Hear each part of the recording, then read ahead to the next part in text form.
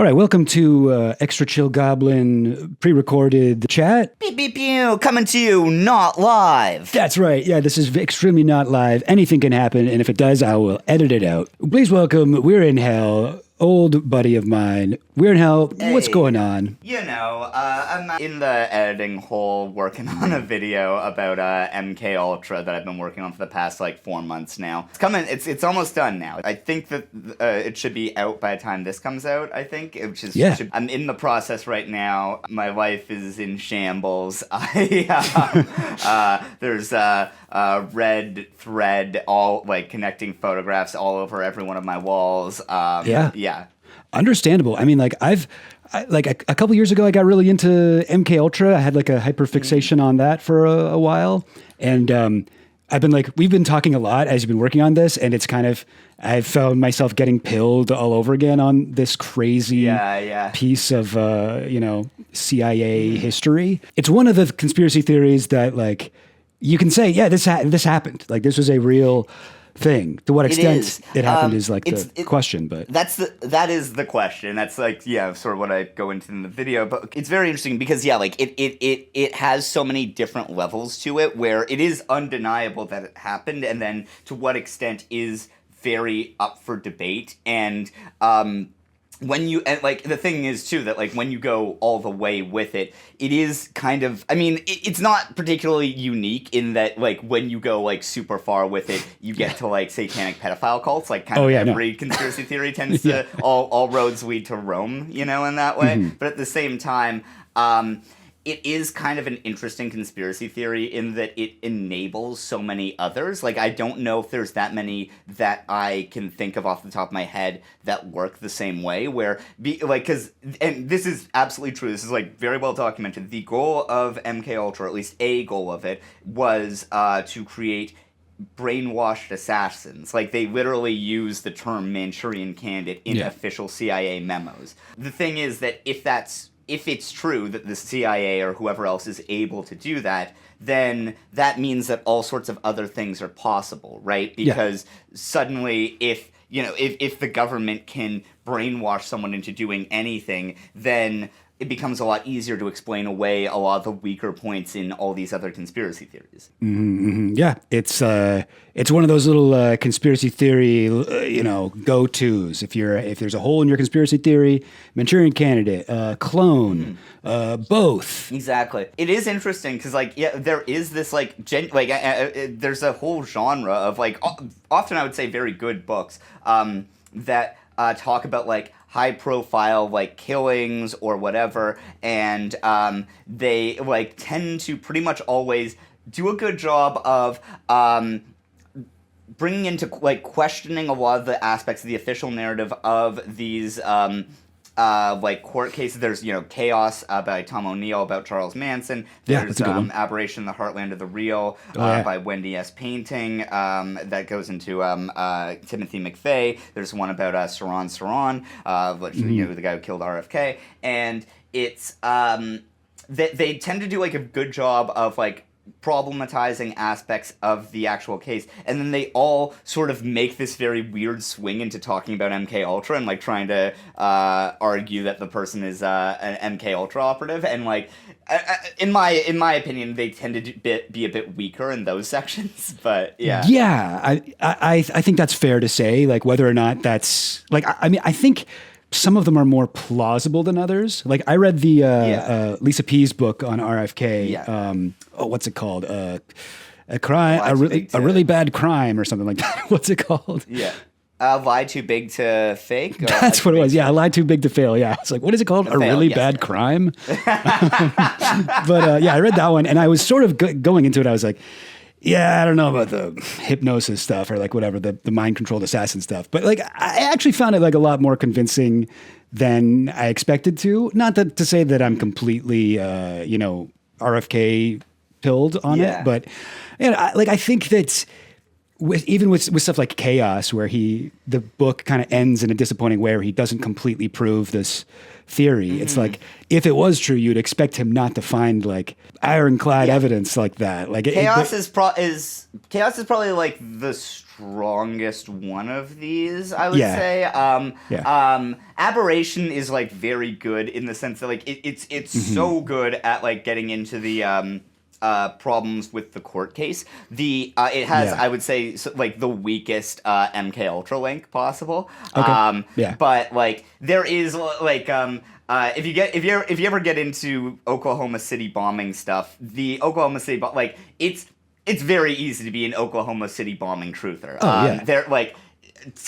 I am very convinced Timothy McVeigh did not work alone there. Yeah, I don't know. I can't totally speak to that one. I have started reading Aberration of the Heartland of the Real a couple times, but it's pretty dense. Definitely like very rigorous research in that one. But great book if you ever want to make yourself more insane. I would like to. I could be a little bit more insane. I can stand that. Yeah. But so we've been talking a lot. Like I've been sending you a lot of my like books and stuff and recommendations and stuff, and you've been sending me back stuff. I read the new Kinzer book. What's it called? The Poisoner in Chief, about Gottlieb. Yeah. That one's really good. But it is good. I mean, we can get into it a bit, but like later on. But like, he does get some like stuff wrong. Like for this video, I've been trying to like every time I show, for instance, like a memo or like an official CIA document, I've tried to like find the actual PDF of it. Which is taking forever. And also, I'm realizing that like, oh fuck, I have to re-record this quote because he like completely kind of misquoted this, or like he like. There's a lot of. It's a very good book. It is very. It feels very much to me like he was like trying to condense it into this very sort of like easy to follow narrative, which he does. Well, he's very good at telling a story. Taking a bunch of like crazy disparate information and like boiling down to a story. And with Poisoner in Chief, he focuses on Gottlieb as like the main character of this thing. It's almost like he's like writing a screenplay as opposed to writing a very like academic book that's 100% accurate. But anyway, to transition into what brings us here today, one thing that I got pilled on during our collective kind of MKUltra rabbit hole psychosis was on 4 books and their connections to the MKUltra program. And that's why I brought you here today. And I've decided to call this... Programmed to Pill. Nice. Programmed to Pill. Yes. Hell yeah. I was pretty proud of that title. So, James, what is Programmed to Pill? I'm glad you asked. Let me explain. So obviously it's a play on another book about MKUltra stuff, Programmed to Kill, by Dave McGowan, where he sort of lists a bunch of horrible crimes by serial killers, and then kind of goes, that's weird, right? That's kind of similar to all these other crimes. And then 2/3 of the way through the book, he's like, all right, I'll tell you what I'm getting at here. All these guys are secretly programmed to kill by MKUltra, Project Artichoke, all these kind of like related CIA programs. And they've done this in order to get the police state in America to give them more power. That's why they did it. And all these guys have blah, blah, blah, blah, blah. That's a very quick summary of that book. But that's... Yeah, he's very coy about it. Yeah, he's like, I don't know. The way he writes is very can be very frustrating at times. Like there's a lot of points where he'll like just say stuff where it's like, interesting, and we're just supposed to believe that. And interestingly, this happened. And like, what's interesting about this? Explain why this is interesting. And his favorite phrase is "strangely enough." Yes. Strangely enough. Yes. Strangely enough, he'll use it like 3 times in a paragraph. You're like, no, there's other words. Like start one sentence with "strangely enough," the next sentence starts with "strangely enough." Like, yeah. It's like it's not that strange. Another part I like is when he says he mentions the protocols of the Elders of Zion is pretty accurate aside from the anti-Semitism, which is I think like a very funny thing to say in all seriousness. Yeah. Anyway, all right, but enough about Programmed to Kill. We're not here to talk about Programmed to Kill. We're here to talk about Programmed to Pill. My MKUltra theory that the MKUltra program, they tried a bunch of different things. most of which were unsuccessful. But one thing maybe that they did find some success in was using MKUltra to brainwash women into writing books that would then later go on to become extremely influential. And specifically, it's like New Age books, generally. I suppose some of them, yeah. Or, well, not you'll always, see. but You'll see. And a lot of these. You know, like I think a lot about where I'm going here, but let's try to jump right in here. So we've got number one here, A Course in Miracles, and this is from 1973. This is, at least for me, what sort of started me down this rabbit hole. I think I sent this to you, and then we sort of got off on this. There's a great article in Harper's called "The New Age Bible" by Sheila Heti. And it goes into this. Yeah, really. This is what got me started on it, and then I started kind of noticing patterns, and hanging at my red string. Yeah. So we're gonna start with this one. Yeah. So all right. So this book, I didn't read the whole thing. It's actually multiple different books. It's got they're huge. They're dense. I had an audiobook version of one that I was walking around listening to. I got a few hours into it, and I've still barely scratched the surface. But I've also, I've read some people's summaries of it, and this, the Conspirituality podcast. So one of the guys in that podcast used to be in a cult based on this book. People call it the New Age Bible. This guy actually had this as his Bible for a while, and he wrote about it. Matthew Remski from Conspirituality. This is what how he summed it up. God is perfectly everything and everywhere, and nothing else is real. If you don't feel lovingly at one with all things at all times, it's your own damn fault. You're sleepwalking through your life, having a nightmare about unreal, non-God type events like getting sick and dying.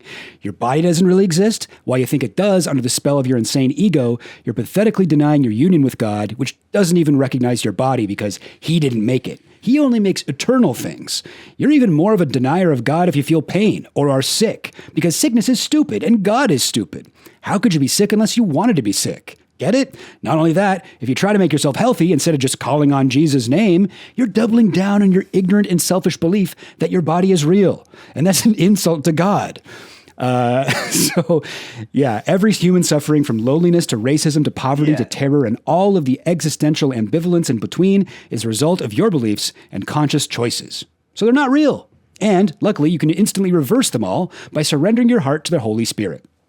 Very intense. That is more or less accurate. I would say the more charitable version of it is that it is a lot of sort of translating Christianity into sort of a more modern secular psychology speak. So it's a lot of talking about this is sort of it gets into similar stuff as sort of transcendentalism and the American transcendentalist tradition, where there's a lot of stuff about we are all one, and separation is an illusion created by the ego, i.e. the devil, and that miracles are acts of love and connection which break down this, and that atonement, which is a big thing that they talk about, a big concept in the A Course of Miracles, is God's grace, which is the final breaking down of all barriers, is sort of what heaven is. It's the you are you can truly know people in a I am in your mind sort of way. If that it's breaking down that separation that we're always grappling with. It does then get way weirder into their standard diseases, which they do believe are a person. Yeah, I mean it's I don't know, personally, I wouldn't describe it, at least from my understanding, as a secular version of Christ, but definitely it incorporates Eastern religions, and it uses some more secular. The atonement pun. Do you know that is a pun in this world? It's at-one-ment. Atonement, at one-ment. It's we're all going towards atonement, where we become at one with everything, and that is what God is, and that's what God's love is, and everything is whatever awesome. Fake. So here's the section where I go, did it pill? Absolutely pilled. Course in Miracles is sometimes called the New Age Bible, one of the most influential modern spiritual texts. It's used as a holy book in cults. Largest surge in sales was in 1992 when Marianne Williamson, who you may remember as the arguably second best, Orb Mama, second best candidate in the 2020 Democrat primary. She promoted it in an appearance on Oprah. She's actually written a book about this book. And she was once a preacher for this book. Yes, her most popular book, A Return to Love, Reflections on the Principles of A Course in Miracles. And I have this quote from Oprah here, reviewing Marianne Williamson's book. She says, what Marianne Williamson is getting at here is that fear hides our inner light, but then when we embrace love, which is how she defines God, we connect with who we are really meant to be. I have never been more moved by a book than I am by this one. That's like a crazy quote from Oprah. Yes. Something that we should probably get into is like the writing style of it. So I haven't read it. You were saying that you were listening to it and you didn't get that much out of it. In the like in spirituality quote, it says like it's like mind-numbing pages. I did get that. The mind numb. A thing that a lot of people have sort of found with it, it's talked about in Sheila Heti's book, her article, is that it feels like it almost puts you into a trance. Like it's very easy to sort of like when you're reading it, a common experience is to just sort of like almost like zone out and just feel like you're sort of like passively absorbing it, not like necessarily thinking about like each individual sentence, but sort of like letting it wash over you.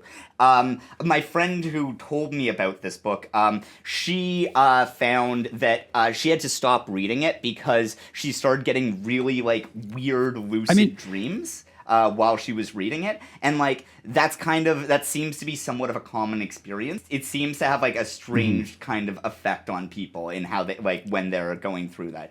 I mean, no, like I think that's true. Like, and the way it's written, it's this big ass book. It's like weirdly repetitive, and it's like Jesus. The guy calling himself Jesus is talking to you directly and telling you how to live your life and telling you that the way you've been living it is stupid.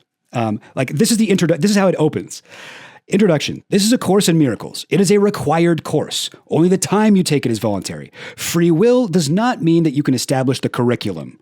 It means only that you can elect what you want to take at a given time. The course does not aim at teaching the meaning of love, for that is beyond what can be taught. It does aim at removing the blocks to the awareness of love's presence, that's aka God, which is your natural inheritance. The opposite of love is fear, but what is all-encompassing can have no opposite. This entire course can be summed up very simply in this way. Nothing real can be threatened. Nothing unreal exists. Herein lies the peace of God. So, yeah, and it's very almost like Zen koan sort of style, where it's like it's a lot of that kind of stuff. There's also like there's this book here, and then there's the second book is like a 365 day like course. It's like read this book every day, and do the exercises every day as you read it. Let's get into the into this backstory here. So it's written by this woman here, Helen Shucman. I'm not 100% sure how you say her name. And she wrote it together with her friend and boss, Bill Thetford. I'm realizing here, you know what? This is kind of sexist of me. Because all of these books were written by women with the help of men. Like usually their husbands or, their lovers helped these women write these books. And I have a thing where I go, here's the book, here's a summary. And then I go right to who was the guy, but I don't really introduce the girl. So so let's I should say that. Helen Shucman was a bright, like, psychology, I think, student. She got her degree later in life. When she was like 40 or something, she went and got like her PhD, and she ended up working for this guy, Bill Thetford, who is a psychologist and professor at Columbia, hired her originally as a research assistant. He was gay, but Helen was clearly like deeply in love with him. She was in a loveless marriage at this time. She was in a loveless marriage with this guy, Louis. Sorry, you know what we should say first? Is like how this came about was that Shucman like came to Bill one day and was like, she had a dream where like a spirit came to her, and I think it just repeated, this is a Course in Miracles over and over again. This is a Course in Miracles. Pay attention or something like that. Yes, And she, felt compelled to like write this book, and I'm not sure if she even knew it was a. I think I have this. This is the origin here. So both Bill and Helen, they were both at the Columbia Medical School, and they both were like really isolated from everybody else. They were secluded in these offices right next to each other, away from everyone else, and they found everyone else like hostile and paranoid, and they didn't like them. And they were like, God, we've got to find a way to live in harmony with our colleagues.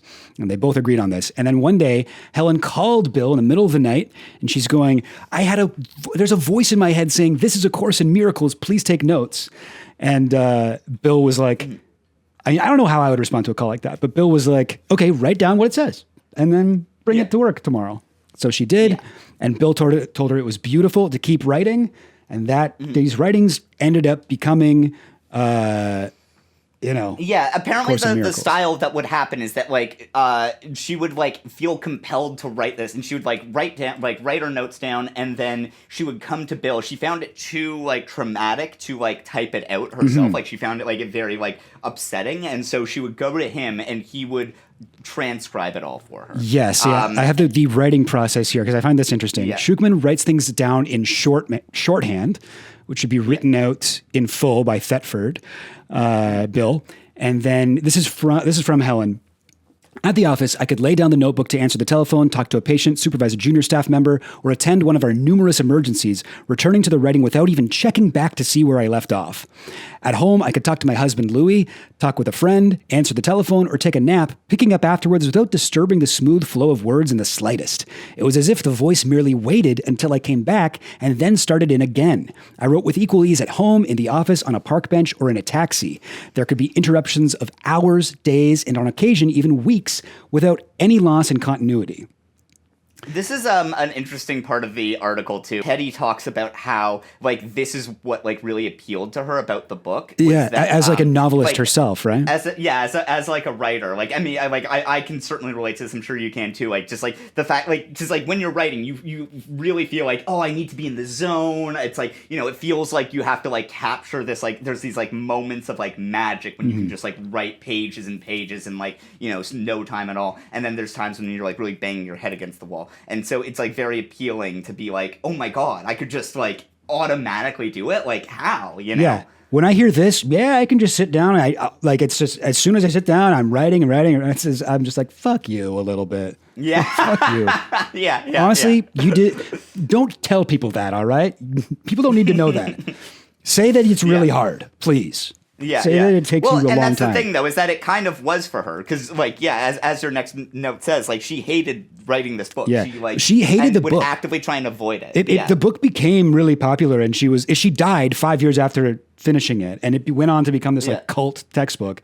But she hated it. She called it the cursed book. She really, did not want to be writing this. She really was like, and there'd be long periods of time where she would like try and avoid it, and she would talk about, I think she talked about this, but like the spirit would like compel her to every time that she would try and like make excuses for her to not be writing, and then the spirit would like find ways of compelling her to continue. Yeah, that's scary.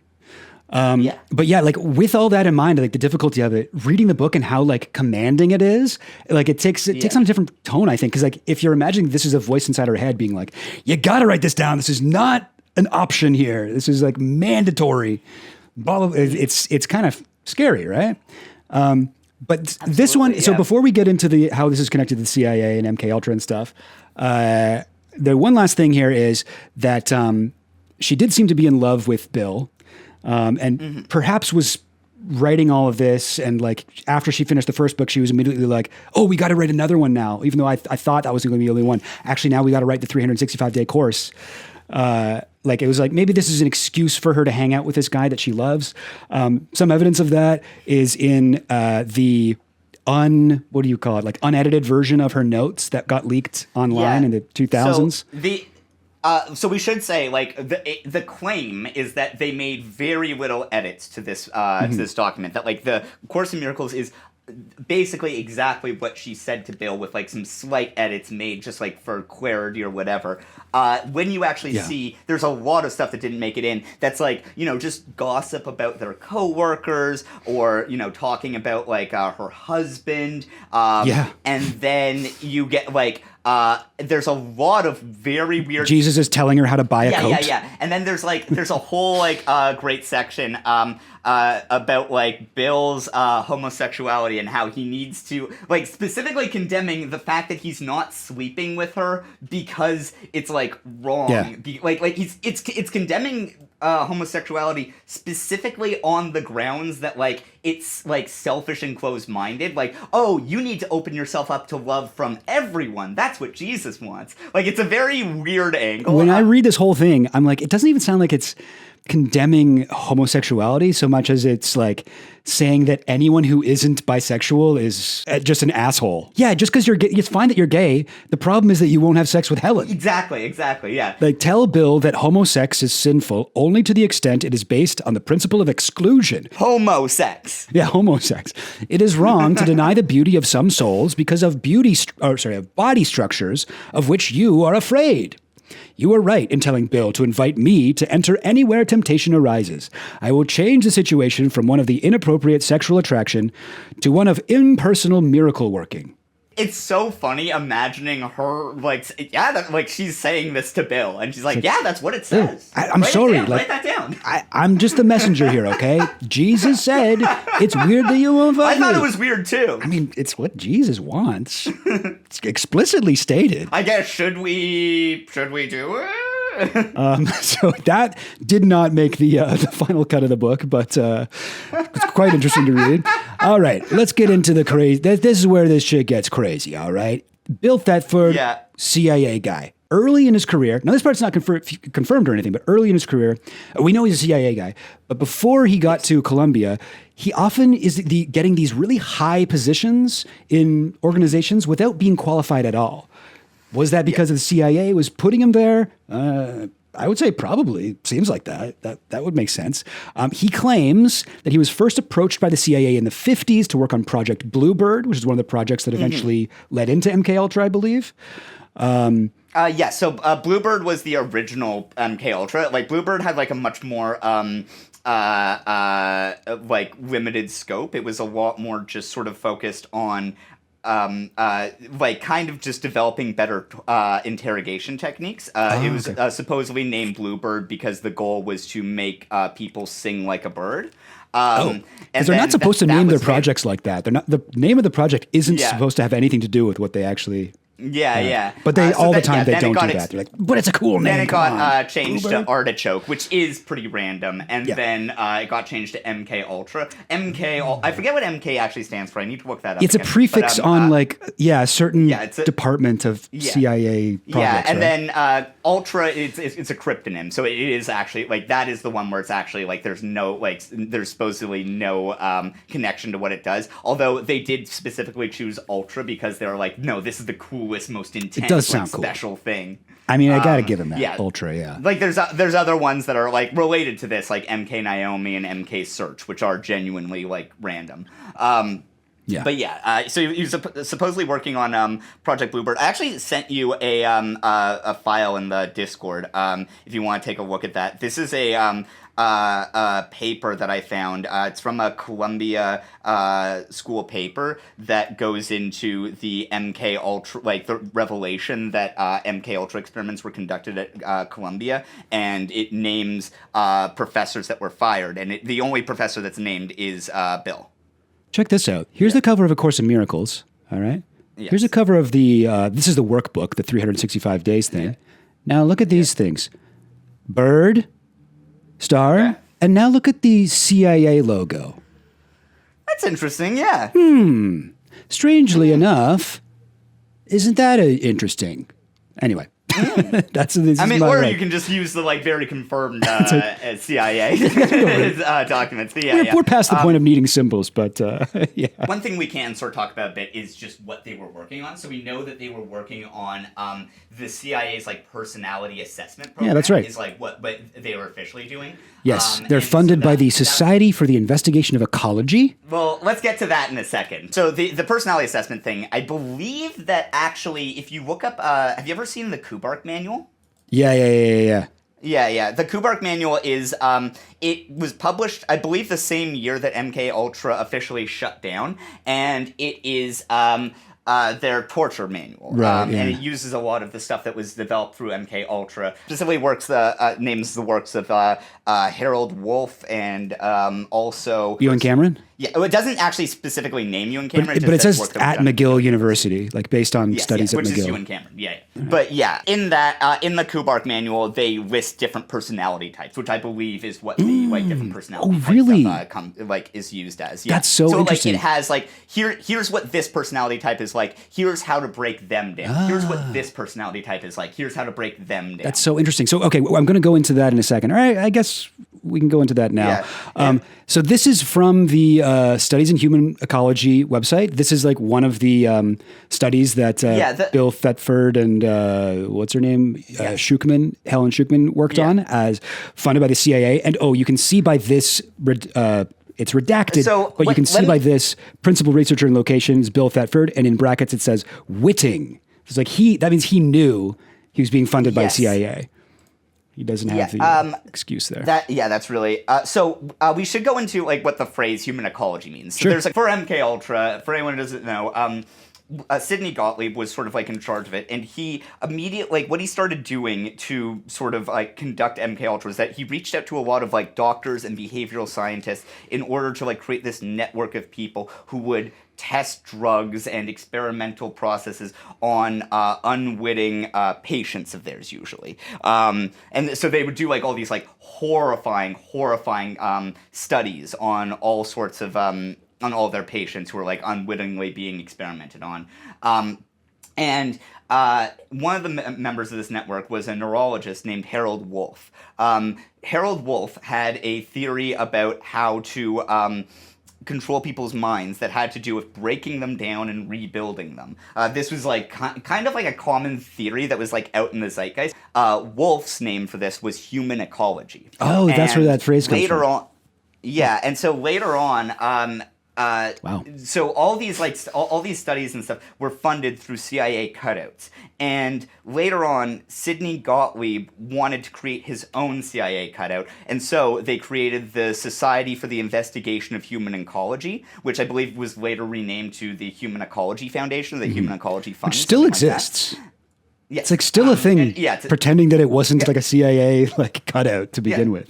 Yeah. So it was, very explicitly CIA cutout. If you ever see anything that's like funded by the Society for Investigation of Human Ecology or Human Ecology Fund, almost like guaranteed MKUltra specifically. Yeah. So this was one of the studies done in 57 in human ecology. Mm-hmm. It looks like, and was associated with Columbia, whatever, Thetford and everything. You can see Bill Thetford is one of the authors on it. I just want to read the abstract, and I've decided to do that because I don't have access to the full content, but the abstract's all we need. Yeah. Our inferences from our studies are these. Man's relations to his social environment, as perceived by him, has a profound effect upon his general health. It influences the development and progression of all forms of illness, regardless of their nature, and regardless of the influence of other etiological factors. Its effect often far outweighs the influence of changes in the physical environment and the effects of random exposure to pathogenic or noxious agents. As a group, those who are experiencing difficulty in adapting to their social environment have a disproportionate amount of all of the illness which occurs among the adult population. Now, what I find crazy about that is how similar that sounds to the fucking Course in Miracles shit about how sickness is fake. It's all in your head, you idiot. Just stop thinking negative things and you won't be sick anymore. The physical world doesn't matter. Wasn't Shucman also an author of that study? I don't think she's listed, but she would have been Bill's assistant, right? She was his assistant at the time, but I thought that she was listed as one of the authors. I could be wrong there. I see Thetford. I don't see. Oh, Harold Wolff. Harold G. Wolff is one of the other. He's the like one of the main MKUltra guys, right? Yeah, he's a big MKUltra guy. His big contribution. He and this other guy Henkel wrote a paper about torture methods that were used by communists, and that was like they essentially discovered stress positions. By studying communists with him. Yeah. But like, I just want to point out like a couple things here. So first, like the whole idea of like illness, where it doesn't matter what's happening physically, it's all in your head. Blah, blah, blah. That is so similar to the stuff that was in the book. But also this part where it's talking about those who are experiencing difficulty in adapting to their social environments have a disproportionate amount of all the illness which occurs among the adult population. And then think about how at Columbia University, Helen was feeling like isolated from all the other people who were working there. Her and Bill had transferred from another place to Columbia together, and they had offices next to each other. So they were like always together, working on this book and I guess their job. But they considered everyone else like hostile. Yes, hostile, paranoid, sources of stress. Like it almost seems like, and this is where I get conspiratorial. Strangely enough, doesn't it seem weird? Like, but to me, I'm like, maybe Bill was experimenting on Helen. Maybe he was like, let me see what happens if I isolate her from this shit, and let me see what happens. Like, how much easier is it going to be to fuck with her head if I do that? You know what I mean? Yeah, no,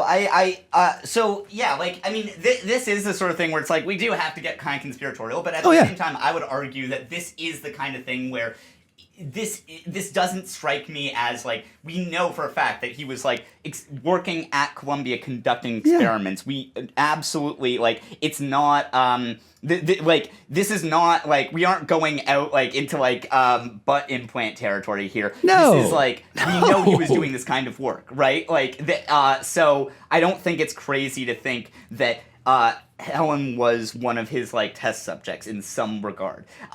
Where I don't know if I like feel confident in saying like, did he hypnotize her? Did he like drug her? Right, like whatever. we don't know. But like at the same time, like, and it's possible. Like it absolutely is. At the same time, like we don't know about like to what extent she was fucked with. But at the same time, like it does not seem crazy at all to me to say that she like likely could have been one of his like experiment like subjects. Yeah. Way. Like, I mean, he would not have been the first MKUltra doctor to run experiments on his own secretaries even.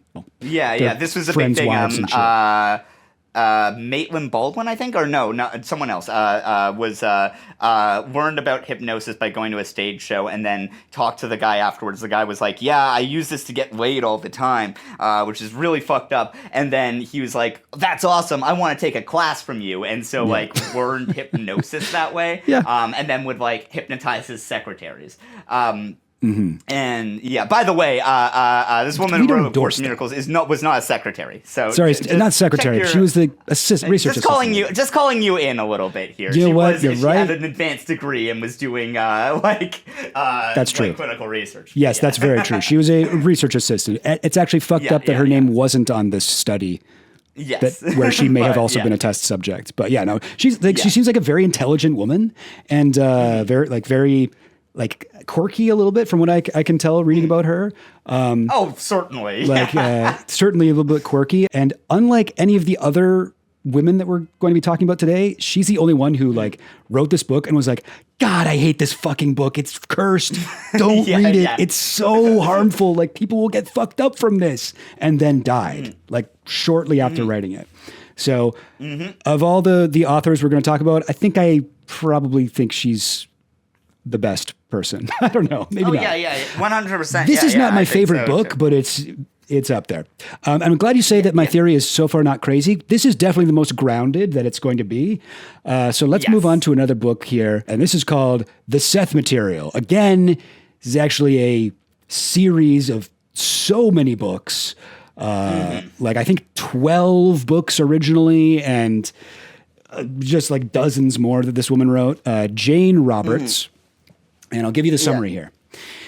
A pretty chill god named Seth is like, hey man, your thoughts literally change reality. It's cool if you don't want to learn this, but just in case, here's a book about it.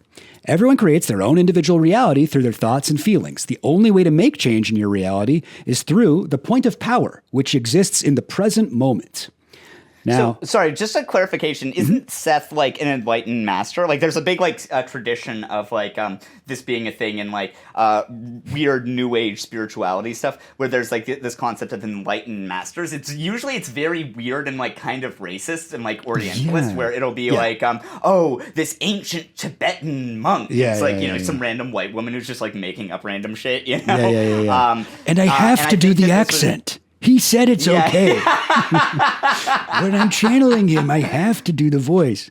But I mean, I guess it is kind of like an Eastern religion thing. I mean, maybe I do sort of think of him as a god because he's supposed to be like a 6,000-year-old like genius guy who knows everything. And no, sorry, that is like consistent with how enlightened masters are talked about. Like, it's the idea is that like, oh, they're like this, like they achieved like a spiritual enlightenment and then become this like spiritual like being on like but it's also it is just so funny that it's the guy's name is Seth. Like, I love that. Yeah. I love the idea. It's like you move from Jesus to Seth. It's just some guy, just some random guy, Seth. Like, it's hard for me to think of a guy named Seth as this like 6,000-year-old like deity, whatever he's supposed to be. I'm like, his name's Seth. Seth is such a like modern name too. It's so good. Seth. Like, this is a picture of him drawn by her husband. But there's other pictures, aren't there? Like, aren't there ones with like he has like a Beatles haircut and stuff? I think you might be thinking of Jane Roberts, actually. Damn! She does kind of look like that. I don't know if I have any pictures. I thought that was her. damn. Oh yeah, I do. Here, this is Jane Roberts on the. I thought that was Seth. No. That's Jane Roberts. She's got like a, what do you call it, like a pixie cut or whatever.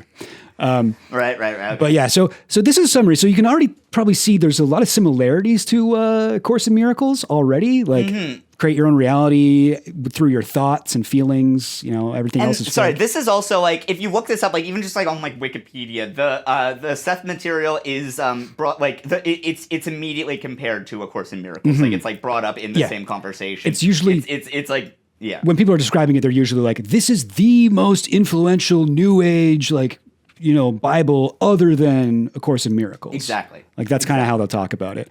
I've got some more stuff here. Pretty similar to A Course in Miracles. Reality is an illusion. The world is fake. Time is fake. The true self is divine. If you fix your inner self, you change reality. All of that is same Course in Miracles. One big difference. Oh, and I should also mention, this is from 1976. Course in Miracles 73. So it came a few years after. Yeah. It might be worth noting, like I kind of like mentioned this earlier, but like like that stuff is like nothing particularly new. Like, you can like see that with like like Ralph Waldo Emerson. You can see that with like the Transcendentalist tradition. There's all sorts of people who've like written about that and like even like applied it to like Christianity. I think my favorite version of that is Paul Tillich, who's a theology professor who had to like flee Germany for not being a Nazi. Where he the good reason to flee Germany. No, he got canceled for in the 30s for not being a Nazi, and like his big thing was that he argued that sin should never be pluralized. There's no such thing as like sins because like sin is the absence of grace, and so like it's like saying darknesses. There's only one darkness because it's the absence of light. He argued that sin is alienation, which he meant in like extremely based. He meant alienation in every way, including the Marxist meaning of it, and that. God's grace is connection, and so like the grace, like supernatural true grace would be you and another person have eliminate all boundary between you and like you can know someone on like inside their mind level, but that like the more we are able to connect with other people, the closer we are to God's grace. Anyway, sorry, this is an ADHD tangent. Yeah, sorry, no, but that's important to say because like it's not like A Course in Miracles was the first place that this thought was ever created. Like a lot of the really profound stuff. Like honestly, like I gotta say, I kind of fuck with a lot of the stuff that Seth Material is saying. This is my favorite book of the four. It's not really saying that much. This one could probably pill me. If I read this, I feel like I could probably get pilled. It's similar to A Course in Miracles, but it's like way more chill. Like I describe it as like Seth is like A Course in Miracles. Jesus is like a pothead little brother, like really less authoritative, patriarchal. A Course in Miracles is like, this is a required course. Only the time you take it is voluntary. The Seth Material, this is a quote, direct quote from Seth Material. For those of you who accompany me, I promise you an adventure. Like it's so much more like, I don't know, like when I read it, I'm like, fuck yeah, dude. Yeah. God is love. Totally. Yeah. We are all one. Yeah. I've done enough drugs to know that, like I'm like so into it. So here's just a few more quotes from it. This is a phrase, I think there's debate on this, but this is possibly coined by Seth. You create your own reality. If you want to change your world, you must first change your thoughts, expectations, and beliefs. You get what you concentrate upon. There is no other main rule. Talks a little about reincarnation, karma, the nature of God, origins of the universe. It talks about the story of Jesus. It's very like Western-tinged Eastern philosophy with a self-help vibe. This is also kind of crazy. In the 70s, Seth also said, viruses are necessary for life as we know it. And this turns out to be true. But in the 70s, the scientific consensus was that viruses were useless like pests and not alive at all. Not a part of life. So that's kind of nuts. Hell yeah. Yeah. That's cool. So did it pill? Yes. One of the cornerstones of New Age philosophy, one of the most influential channeled texts after, again, A Course in Miracles, instrumental in bringing the idea of channeling to a wider audience. When I was in high school, I worked at a health food store, and one of the magazines that we sold was a channeling magazine where like every article was a different person writing in. Yeah, I channeled this one from the aliens. Yep, I channeled this one from Jesus. Yep, I channeled this one from a little girl who died in 400 BC. Yep, I channeled it. And like it's the most insane like magazine to ever flip through. Like every article was written by a different like figure. But anyway, apparently this book was like the thing that really brought the idea of channeling. Interesting. Which technically, I guess, Course in Miracles was doing as well, but yeah, I mean, anyway. because that's also like, I mean, yeah, like a big part of like spiritualism and like, yeah, like a lot of like early sort of like, occult stuff had that. But I guess this brought to like a wide audience. The idea of channeling, because Jane Roberts doesn't just channel Seth; she also channels like other people from like historical figures and stuff. But yeah, Seth was the main one that caught on. So Marianne Williamson again, Deepak Chopra, Shakti Gawain, Dan Millman, Louise Hay, Richard Bach, all credit Seth Material to their spiritual awakening. Apparently those are all famous people. I only know a few of them, but this one was crazy though. Jim Henson, the Muppets guy, big fan of Seth. He wrote this in a letter. He mentions Seth in his autobiography. This is from a letter he wrote to Jane Roberts. I have continued to be an enthusiastic student of Seth, and I believe I have read almost everything so far. He and you have been a great influence on my life, and I have turned on a number of friends to your books. And here is a picture of Jim Henson creating his own reality. Yeah, I do feel like I kind of like this one. This one is significantly more benign. Yeah, it seems like right, like not totally. Like it still has kind of that like, oh, you're not sick. It's just in your head. Like whatever. It still has that, but it's just much more chill about it. And so the medicine goes down smoother. The not literal medicine, which is obviously a lie, but the metaphorical medicine. So let's talk about Jane Roberts, the woman who wrote the book. She did a ton of interviews. So unlike any of the other people that we'll talk about, she would just speak as Seth. Like she would have little, what they called sessions. She had like hundreds of sessions, probably thousands. And she would invite people. She's like, yeah, you can come and watch. And at first people would pay like a small fee, like a couple dollars. But then as soon as the Seth books started to pick up, she's like, it's free. You can just come and watch me speak as Seth. Oh, okay. But here's just an interview with her where she describes the writing process. And I do have a video of her speaking as Seth. Yeah. This is her husband, Robert Butts. And her name is Jane Roberts. They're about to describe the first time that Seth spoke to them through Jane directly. Okay. Evening, Jane was writing poetry after supper, as is her usual custom, and she went into an altered state of consciousness that was very unexpected by her. And she had an out-of-body experience. She found her consciousness leaving her body. And at the same time, she began to write in sort of an automatic script. Now, this experience lasted for over half an hour. And when Jane returned to her usual state of consciousness, she discovered that she produced this script called The Universe is Idea Construction. This is in one evening? In one evening. What she wasn't even able to use her voice. Is that the Beatles haircut you were thinking of? Yes. Okay. And here, let's just listen to her talk a little bit. Oh, I've been a poet since I was a child. And writing. And the next thing I knew, my consciousness was just gone. And it wasn't in out of body in the respect that I had another body or thought I did. My consciousness through like the window and then into the leaves. Anyway, I find this part kind of interesting, but we don't got to watch all that. But just to give you background on Jane, she was a writer. Like she wrote like novels, she wrote like science fiction, like she wrote stuff. And I feel like I think that also has to do with why I kind of consider her book just higher quality than any of these other four. Because like a lot of these like channeled books, you know, or like books written through hypnosis or through something like that. Like it's kind of like improv, you know, where it's like there's a lower standard for a good improv joke than there is for like a stand-up comedy joke. You know what I mean? It's like, oh, they're making it up as they go along. You know, they didn't have time to sit down and write it out. It's like, yeah, they're channeling. This is just like off the dome from even if it's from Jesus or whatever. It's like, yeah. You know, but with hers, I'm like, oh, there's actually some like solid talent here. All right, you want to hear her talk as Seth?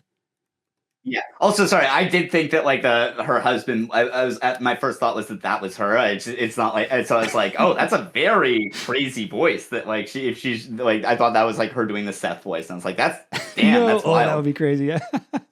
Sorry, I set that up badly. Like, yeah, her husband is. They definitely both defied gender expectations with their haircuts. All right, you saw the earlier clip of Jane Roberts, and yeah, what did you think of her? How did her tone of, you know, like not too crazy, no major red flags really. All right, this is now we will watch the only existing video of Seth speaking through Jane Roberts. Any major metropolitan area in the world, we will broadcast Seth actually speaking through Jane. I bid you good evening. How's it going? Good evening. And understand. You are responsive like it's subtitled. to our friend here. For when he speaks, you fear the vocabulary. Because you fear the beliefs that you still are. I like that she is actually kind of doing an accent. She is doing an accent. Like, how would you describe? She is kind of doing a little bit. You still are afraid of the beliefs. Like she's adding like it's not like I wouldn't say it's not like a racist accent really, because it's like that's not how any accent actually sounds. Like it's almost like the transatlantic accent. See, okay, so I've watched this a bunch. The way I would describe it is it almost sounds South African. But oh my God, you're so right. That is racist, but in a different way. But also, yeah, it's like I met God and he's a South African white man. It's like, what? No, he's not. He definitely is not. Like that's definitely not true. But also, there's that'd be such a good T-shirt. Yeah, I met black. He's white African. He's a white South African man. But like, there's also it's not just that. There's also like a touch. Maybe it's just in her delivery of like a black Southern U.S. like preacher. I am Seth, or whatever. She kind of has that like extra like little. Yes, it does have that, yeah. Whatever, you know what I'm talking about. Just so you can hear like the Seth's like main catchphrase, and this is like basically Seth's like get her done. You form your own reality. I say this to you each week. Yeah, cool. I got to say it to you each week.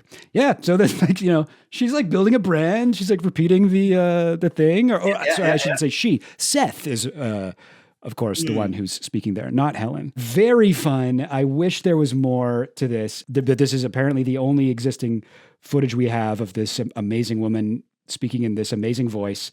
Yeah. It is also like, I don't know, going into this from like the perspective of like I had thought that it was like her husband was her, which like, you know, my bad there, but also like at first I was like, wow, this is like actually like kind of like very unnerving, the fact that it's like this very queer like different voice, but it's also like a man's voice, and also very much like very calm, and like it's like that is like actually haunting. Whereas this is like, all right, this is a little over the top. I know, because like I'd been reading a little bit of the Seth book and stuff, and I'm like, oh, this guy's like pretty chill and like normal, and I was not expecting him to talk like that. Yeah. That did not match up with what I had expected. You create your own reality. But yes, so let's get back to the story here. So we know the writing process. Jane was working on a book about ESP because she was like, oh, I have ESP. I bet I could write a book on how to get ESP. She started doing that. She started using a Ouija board, and her husband would use this Ouija board. And then all of a sudden, when they first used it, it was like, hello, my name is Seth. And they're like, oh, who's this guy, Seth? And then after a couple of Ouija board sessions, Jane then was able to communicate with Seth by going into a trance state. And when she would write the Seth Material, she would enter into this trance state, sit in a rocking chair, smoke cigarettes, sip wine, and just like type away, get this manuscript out. And then afterwards, when she was... By the way, MKUltra subproject number 136 is about cultivating ESP. Just saying. Okay, I didn't even know that. So there you go. That might have been something right there. I mean, I don't think lots of people, I mean, whatever. That's true. It was in style. It was in style. Yeah. Basically the guess. That's more just a fun fact. It could be something, it could be nothing, but it's interesting to note. Let's put it like that. Strangely enough, the CIA was doing this. My read on that was just that she was like kind of like a struggling writer, and she was like, oh fuck, oh ESP, oh that'll sell. Like that's what totally, yeah. One interesting thing about her is, unlike I think Helen Shucman, Jane Roberts, when she would come out of a trance state, she would have no memory of what she had done while in the trance state. She was like fully typing away, and then she'd come out and be like, what did I just type? Oh my God. Yeah, I mean that. What is interesting with that too is that that is kind of consistent with a big thing that I'm sure we'll get into soon is multiple personalities, or as it's now called DID, dissociative identity disorder, which is like a big part of the conspiracy theory. It is also again a thing that is documented. The CIA was trying to implant their idea for how to create induced brainwash DID. assassins was to induce DID. This is documented. It is, I would say, debatable how literally they always meant this, but it is in general a thing that is real, and DID is real, and it is a real thing that to some extent the CIA wanted to kind of find a way to create that, and then that is somewhat consistent with how DID often operates, which is that people are in a dissociative state and don't remember what was happening when one of their alters was taking over. That's right. Yeah. It is interesting. And we'll get to the induced DID attempts by the CIA in a second. But yeah, so she would sometimes just type on her own and then have no memory of doing it. Other times she would do ESP classes that Butts, her husband, Robert Butts, would transcribe or record. So again, he was doing a lot of the transcriptions for her, or she would just kind of speak openly and he would write down what she was saying in shorthand and then type it up. I do think it's cool that she did it free. Once her book started selling, she was like, I'm not trying to get rich off this. I'm just trying to enlighten people. If you read if you read Seth's books, it's Robert's writing and, transcribed speaking as Seth. And then there's also a ton of footnotes and appendices by her husband, Butts, describing what was going on in Jane's life, how she appeared that day, what was happening in the room. He's giving kind of additional context. That's sort of the format that the books take. So let's learn more about this guy, Robert Butts. So he's an artist. I believe this is his picture of Seth here.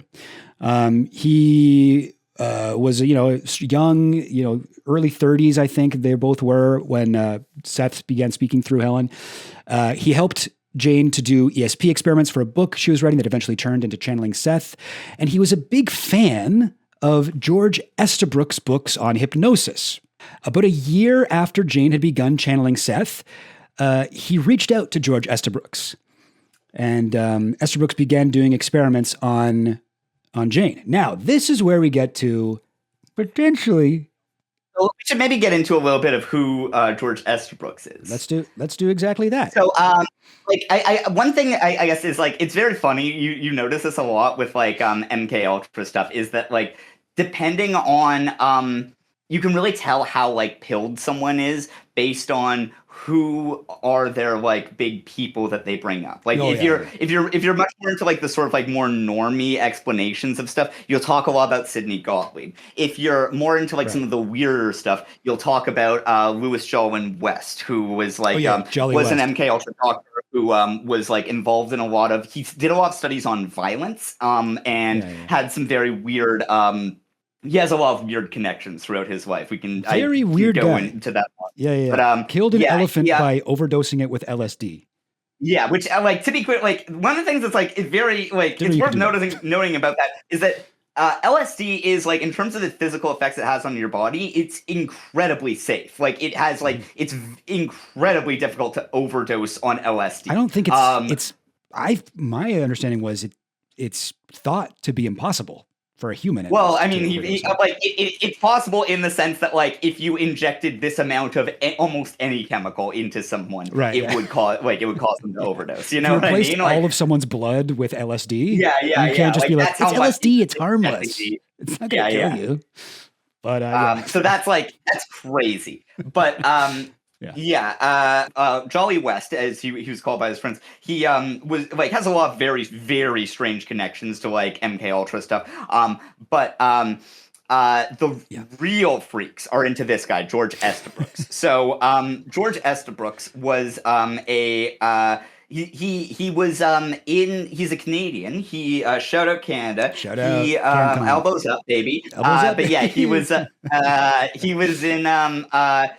fought in World War I, and he was he was one of like the youngest. At like 19, he became like an officer in like the Canadian military. And then he was exposed to mustard gas, and like there was like a leak in his gas mask. And then he spent the rest of like World War I, and like his promising military career kind of evaporated as he like spent the rest of World War I recovering in like a Swiss like hospital. Mm-hmm. And he was like, oh, the youngest, like, whatever, soldier. And then like, he was all expecting to be like a hero.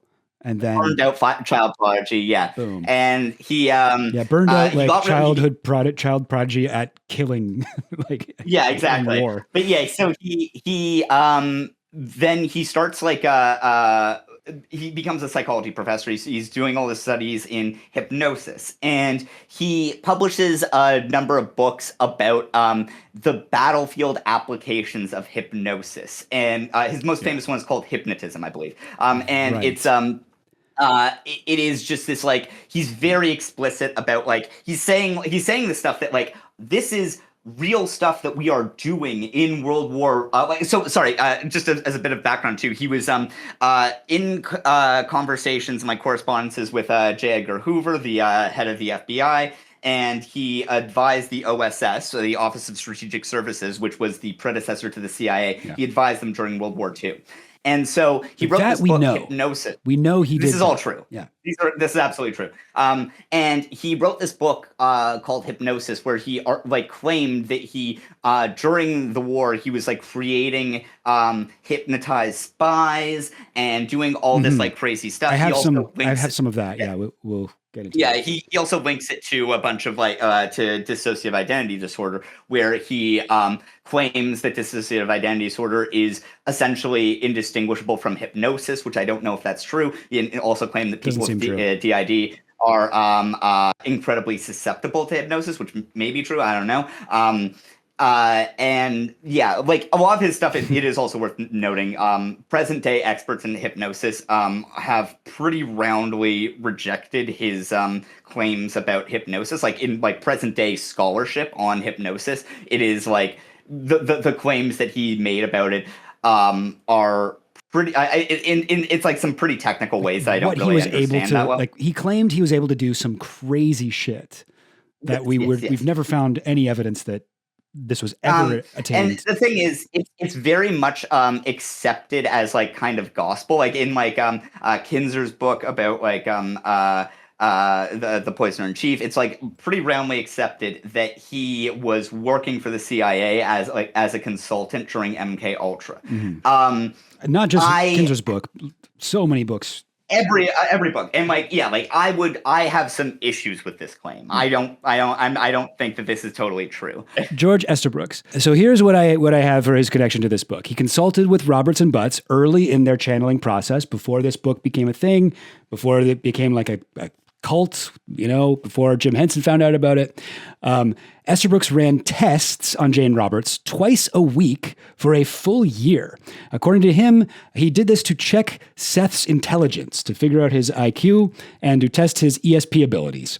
And he told them that Seth indeed seems to be a being separate from Roberts and not a part of her subconscious, and definitely not a hoax.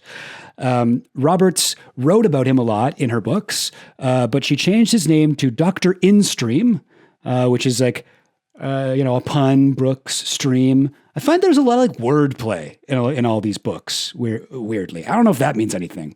It's kind of like the atonement at one-ment. But so this is a transcript of a Village Voice interview with Jane and Robert. And Jane's talking, and she's going on about like how it was done. She goes, and then the Estabrooks thing. And then Estabrooks wouldn't tell us how we were doing. He said, no, I don't believe we should. And Butts interrupts, oh, Jim doesn't know who Estabrooks is. And then Jim, the interviewer, is like, no. And Jane goes, oh, I'm sorry. What did we call him in the book? Instream, Dr. Instream in the Seth Material. And this is a note from Deb. Paul Cunningham told me he loved Jane's playfulness in her pseudonym creations. Brook equals stream. So sure enough, there's tons of examples of this guy, Dr. Instream. He's a big part of the book. He's described as an upstanding and upright man, very cautious. He's so cautious he allowed Dr. J.B. Rhine to make advances in the field of parapsychology that he could have produced himself had he been more daring. He holds this against Rhine to this day. That's Seth talking about Estabrooks and his insecurities about his own advances in parapsychology. But yeah, anyway, I highlighted the part in the material here where it says that they held 2 tests a week for a full year. So this guy was very involved at the start of the Seth thing. And let me just read you this one thing. So this is from the book you mentioned, I believe. Oh, no, sorry, it's not. This is from an article he wrote called Hypnosis Comes of Age in 1971, right around the time that he would have been meeting with, what's her name? Jane, and talking to Seth, testing his ESP abilities. And it says this: during World War II, I worked this technique with a vulnerable Marine lieutenant I'll call Jones. Under the watchful eye of Marine intelligence, I split his personality into Jones A and Jones B. Jones A, once a normal working Marine, became entirely different. He talked communist doctrine and meant it. He was welcomed enthusiastically by communist cells, was deliberately given a dishonorable discharge by the Corps, which was in on the plot, and became a card-carrying party member. The Joker was Jones B, the second personality, formerly apparent in the conscious Marine. Under hypnosis, this Jones had been carefully coached by suggestion. Jones B was the deeper personality, knew all the thoughts of Jones A, was a loyal American, and was imprinted to say nothing during conscious phases. All I had to do was hypnotize the whole man, get in touch with Jones B, the loyal American, and I had a pipeline straight into the communist camp. It worked beautifully for months with this subject, but the technique backfired. While there was no way for an enemy to expose Jones' dual personality, they suspected it and played the same trick on us later. Now, I would say, so this is like, what you mentioned earlier, this induced DID that the apparently MKUltra was trying to come up with. That sounds a lot like what kind of a project you might run on someone like Jane Roberts if you wanted her to write you a New Age Bible that convinced people that sickness was fake. He has written all sorts of stuff like that. He wrote this book that is very explicit. One thing I find very suspicious about this book, Hypnotism, is that he talks very explicitly about those kinds of things, about hypnotized couriers that he created. This is all during World War I. And hypnotized it's couriers? Interesting. Huh? Hypnotized couriers? Oh, he would get them to deliver messages or whatever? Yeah. So it's all sorts of stuff like that. And one thing I find kind of suspicious is that he released this book during World War II. Oh, yeah. Like, it's pretty rare for, like, people will write memoirs that do release stuff, like, you know, like people who are in the military. Generally, it's like, you know, decades later at the end of their career. It's kind of odd to do it supposedly during his career, and not even just during his career, during the war, that this is like secret information for. So that, I think, is a little suspicious, right? Totally weird to do that. If that's your secret weapon and you're like, you guys mind if I write a book about this crazy thing that we're able to do? Exactly. That our enemies will easily be able to read? Yeah, sure, man. Go ahead. So yeah, I find it a bit odd. Like we've talked about this. It is it's tough because the CIA was genuinely like recruiting all sorts of people, like any just sketchy like quack. And so Estabrooks is like literally writing exactly what they're talking about, and you can't find anything about him. Like, there's no documentation of him ever working with the CIA in any of these, like, you know. And so that does seem weird to me. At the same time, though, it also feels like it could be a very like distinct possibility that he was just such a like bullshitter that they were like, we don't want anything to do with this guy. So I don't know. The book that all of this sort of comes from is this book by Colin A. Ross, The CIA Doctors, where he tries to prove that Estabrooks was in fact working for the CIA, because he like recognizes correctly, we actually have to like show some evidence. And the evidence he shows is not particularly strong, in my opinion, but I'm just going to read a little quote here. So Dr. Estabrooks wrote countless letters to countless people. They are stored at Colgate College in Hamilton, New York. One day, January 1st, 1942, was to Colonel William Donovan, Coordinator of Information, COI. The COI was transformed into the OSS under Colonel Donovan's leadership. A statue of Colonel Donovan, who is regarded as the father of the CIA, stands in the CIA's headquarters at Langley, Virginia. Other correspondences with intelligence agencies include letters of May 8th, 1935, to avoid just going into like a bunch of like random sort of hyper-specific stuff. Basically, a lot of his stuff is like, he sent a letter to this guy who 5 years later was transferred to this other job where he received a letter from a guy who he worked under who used to work with William Donovan. And like, it's all stuff like that where it's like he knows someone who knows someone who was involved in MKUltra. Because William Donovan was the first head of the FBI, or sorry, CIA. Yeah. Or like there's a lot of connections.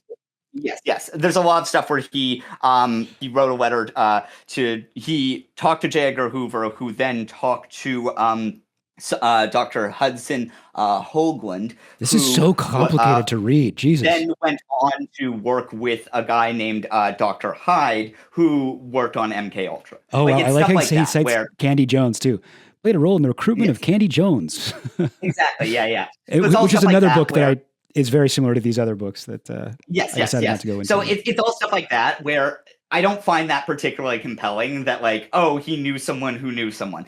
That's like, I don't know, like he was clearly in this world. It is like, it would not be that crazy if they were like to recruit him, especially given like the topic of his research. That said, there's nothing strong, and a lot of people act like this is like set in stone. Obviously he was doing that, and the reason why people act like that is because he is the only one who is like this explicit about like, I hypnotize people to create dissociative identity disorder in order to it's also like, it's worth noting, and Estabrooks does acknowledge this in Hypnotism, that this is where it relates to like the satanic ritual pedophile abuse stuff, is that there's no consensus on what causes DID, but it is very, very well established that at the very least, one of the strongest predictors for if someone will develop DID is if they were abused as a child or went through like severe trauma as a child. You can sort of fill in the blanks here of like what the conspiracy is. Like, oh, they wanted to create DID. A way you can do that is by traumatizing children. Yes.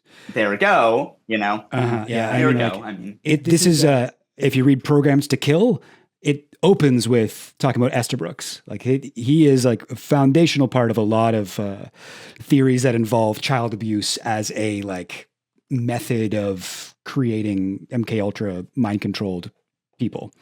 Yeah. One thing it is also, though, worth noting is that, like, even if we can't confirm that Estabrooks did, in fact, work for the CIA in this stuff, he was clearly extremely interested in this. So, like, I don't think that we should necessarily, like, write this off as, like, oh, he obviously had nothing to do with this, because, like, this seems like something that he would, like, probably be into doing just as, like, his own sick, like, extracurricular side project. You know what I mean? Oh yeah, I mean, So he definitely was involved in the Seth Material. Yeah. Like, you know, everyone seems to agree that happened. But and, like, it doesn't seem crazy to me to be like, oh yeah, maybe he, like, was just interested. Like, I think it's a bit of a stretch to say he was doing this for the CIA as part of MKUltra. Right. But I don't think it's at all, like, a stretch to be like, yeah, he was, like, a fucking freak weirdo who was very interested in like messing with people's minds in really fucked up ways. Totally. Yeah. I think that, like, you know, I don't even really know what my theory is here. I'm just kind of pointing things out and being like, isn't that weird? The thing that makes the most sense to me, if I'm going to, like, you know, subscribe to anything here, might be some people who are involved in MKUltra figured out this way of writing books that sold really well. And, like, multiple people in different times used that strategy. Not necessarily that it was a CIA project to get these books made. Well, so we should actually probably touch on this theory, which is, like, why were they doing this? Because, like, again, like, it's also especially worth noting with A Course in Miracles, I think, because, like, the whole way that people have, like, described it as, like, this has this, like, almost hypnotic brainwashing effect. There are a number of different theories about why the CIA may have been as interested in sort of creating this, like, new age spirituality stuff that they see, like, it seems to have, like, a lot of, like, weird connections to, which is that, for one thing, there's the theory that, like, maybe they were, this is absolutely true. This is Project Chaos was launched at the same time as COINTELPRO, where making leftists look bad, like, it was Hoover, right, who, like, wanted to, like, instructed the FBI and the CIA to go after the American left as a way of going after the, like, anti-Vietnam War movement. And which, by the way, it is very illegal for the CIA to do anything about against Americans. That's never stopped them at any point in their history. They are literally never supposed to target Americans, and they absolutely always have. Yeah. But anyway, sorry. They were absolutely going after the American left. They were trying to discredit the American left every way that they could. They, you know, their argument would be that the American left was like infiltrated by Soviets and therefore fair game. But regardless, they were absolutely trying to attack the American left, and so it's possible then that they were trying to create this whole New Age movement as part of this process of going after, of, like, maybe, like, rendering the American left impotent or whatever. Yeah. Like, to be like, hey, hippies, actually nothing is real, and just go into your own head and be super individualist, and, like, don't try to be fucking, you know, doing these anti-war protests and shit. Just, like, kind of meditate and be like, everything's fake. Don't care about war. Don't care about disease. Don't care about whatever weird shit the CIA is doing. Like, just let everything happen and have inner peace. How about that? Yeah. You know? Yeah, I mean, actually, that makes sense. That makes sense. So there's that theory. It's also just possible that, like, they were just interested because, like, especially with A Course in Miracles, the sort of, like, weird, almost, like, hypnotic effect it seems to have. It is possible that this was maybe just sort of like a experiment into mass, like, population control. Like, this was, like, very clearly, like, a big part of like MKUltra and Artichoke and Bluebird was, can we control a big population, right? And a large part of that seems to have also just become, like, the study of, like, mass communication and diplomacy and stuff. But also it is possible that they were trying to do, can we sort of create a way of controlling the population as a whole? And so that is also a possibility that that's what this was related to. Totally. Like, I also think, like, I'm always reluctant to ascribe, like, you know, the CIA did something on purpose that turned out exactly how they wanted it to. You know, I think maybe, like, they were trying shit out, and they probably didn't expect, if this theory is true, the CIA was behind these books or whatever, they probably didn't expect them to become so big and have all this influence, you know, like, big shit happens because of shit that they do, but that doesn't mean that they had that intention all along. You know what I mean? Yes.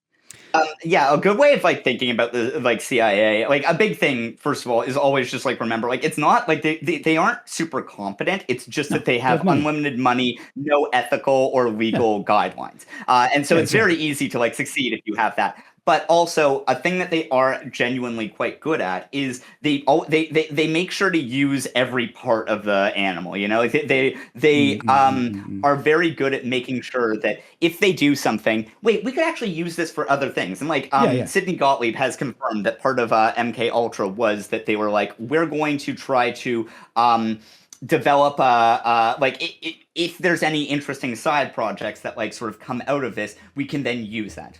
Like they tried MKUltra stuff, they were trying to do mind control, and then they were like, well, we could use this for torture. Well, that's one theory. Like it's also possible that, people they think actually they did just always intended that. Now we will move on to the next book here from 1978. So we're jumping from the 73, 76. Wait, that can't be right. Hang on. Michelle remembers. I must have got that wrong. I thought that came out in the 80s. Quick fact check. Okay, 1980. And this book I did read, and this is not a good book, really bad book. Here's my quick summary. Michelle, a beautiful, vulnerable young woman, has a very handsome and cool therapist. She's seeing him about a miscarriage she's just had, which she's really freaking out about, even though it's no big deal at all. So the hot therapist regresses her to childhood to see if she's actually upset about something there. Turns out, when she was 4, she was forced to participate in satanic rituals where babies are brutally murdered in bloody orgies. They contact the church and get the word out that huge groups of evil Satanists across the US and Canada are murdering thousands of babies constantly. That is the very brief summary of Michelle Remembers, without getting into specifics, pretty much what it's about. How familiar are you with this book? I've never read it, but I've heard a lot about it. Yeah. So this one is written by Michelle Smith and Lawrence Pazder, MD. Michelle, I think she was like 20-something, like 24 or something like that, when they started writing this book together. Lawrence Pazder is a much older man. And dude, literally every time it describes him in the book, it's like the handsome therapist was spry for his age and looked much younger, only betrayed by a few gray hairs or whatever. Like, and then every time it describes Michelle, it's like the innocent, almost china white face of this beautiful young woman was terrified of the evil Satanists, blah, blah, blah, blah, blah. It's like so creepy. They were both like married to other people when this book was written and published. And then after, they divorced their spouses and married each other. So there's a lot of foreshadowing in this book that this is a bit of a theme that like happens quite a bit. Yeah, and we can get into this a bit more. Yeah, very, very much a theme. This book is much of it is directly like transcribed recordings of therapy sessions between Michelle and her psychologist Lawrence Pazder. And yeah, literally like what I said about the miscarriage there is like the opening is like, why she just had a miscarriage, and he's like, why is she? It's not the miscarriage. She wouldn't be this upset about a miscarriage. And it's like, really? Like that seems like miscarriage. That seems like it would be very upsetting, though. Yeah, and he's just like, nah, it's got to be demons. It's got to be demons, and then they let go. Yeah, he regresses her to childhood. But yeah, let's learn a little bit about Lawrence Pazder here. Here's them. Yeah, he doesn't look that hot. It claims that there are magical things out there in like a sort of scientific way, which is similar to the, Seth Material and Course in Miracles. That's like, no, we found this out through this process that, where we had this thing and it all checks out and blah, blah, blah. But really, there's all these spiritual things. Like I'm maybe it's a stretch, but I think that this is something that these books have in common, where it's like using this kind of psychological language to cloak. These are like supernatural events that you're describing. Like Satan worshipers exists. Not only Satan worshipers, but Satan himself exists. Satan shows up in the book. Satan is a character that Michelle saw. Demons. Catholic priests have real magical powers from their closeness to God. It's extremely flattering to a devout Christian worldview. And in fact, the Catholic Church did fund part of this book's, success, like distribution. The Virgin Mary literally shows up at one point, speaking French for some reason. Michelle has all these wounds from all these things that the Satanists did to her when she was 5 years old or whatever. And she doesn't have those wounds as an adult, right? So that's kind of weird. But actually it's because Mother Mary, or Ma Mère, as she's called in the book, healed Michelle when she was a child. So that's why the evidence is no longer there. At one point, they like graft horns under her head and like a tail to her, and then like those get ripped off. But then it's okay because the wounds get healed by the Virgin Mary. There's a part where the devil is speaking, and the devil speaks in rhyme. And so she just speaks in rhyme for like a really long time. And the rhymes kind of get like worse and worse. It really seems like she kind of was like, why the fuck did I say the devil speaks in rhyme? Yeah. Now it's really hard. Fuck, I got to keep this up the whole, shit. Very kind of spiritual stuff there. Now, did it pill? Yes. Michelle remembers basically kicked off the satanic panic. The term ritual abuse, later, big thing in some conspiracy circles. This term was coined by Pazder. Michelle's recovered memories convinced millions of people there is a massive underground movement in North America of Satan worshippers murdering babies and molesting children. Satanic Panic consisted of over 12,000 completely unsubstantiated accusations of satanic ritual abuse, SRA, none of which could ever prove the existence of organized cult abuse, but many of which led to jail time or worse for the accused.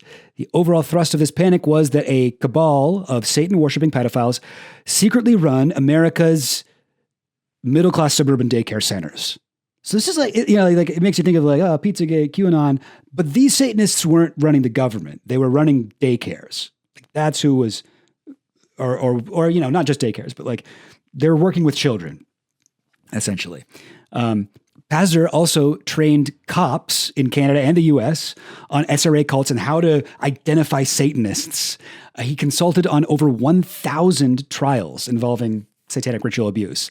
He consulted on the most expensive trial in U.S. history, the McMartin preschool trial, where preschool owners were charged with horrific SRA over completely non-existent evidence.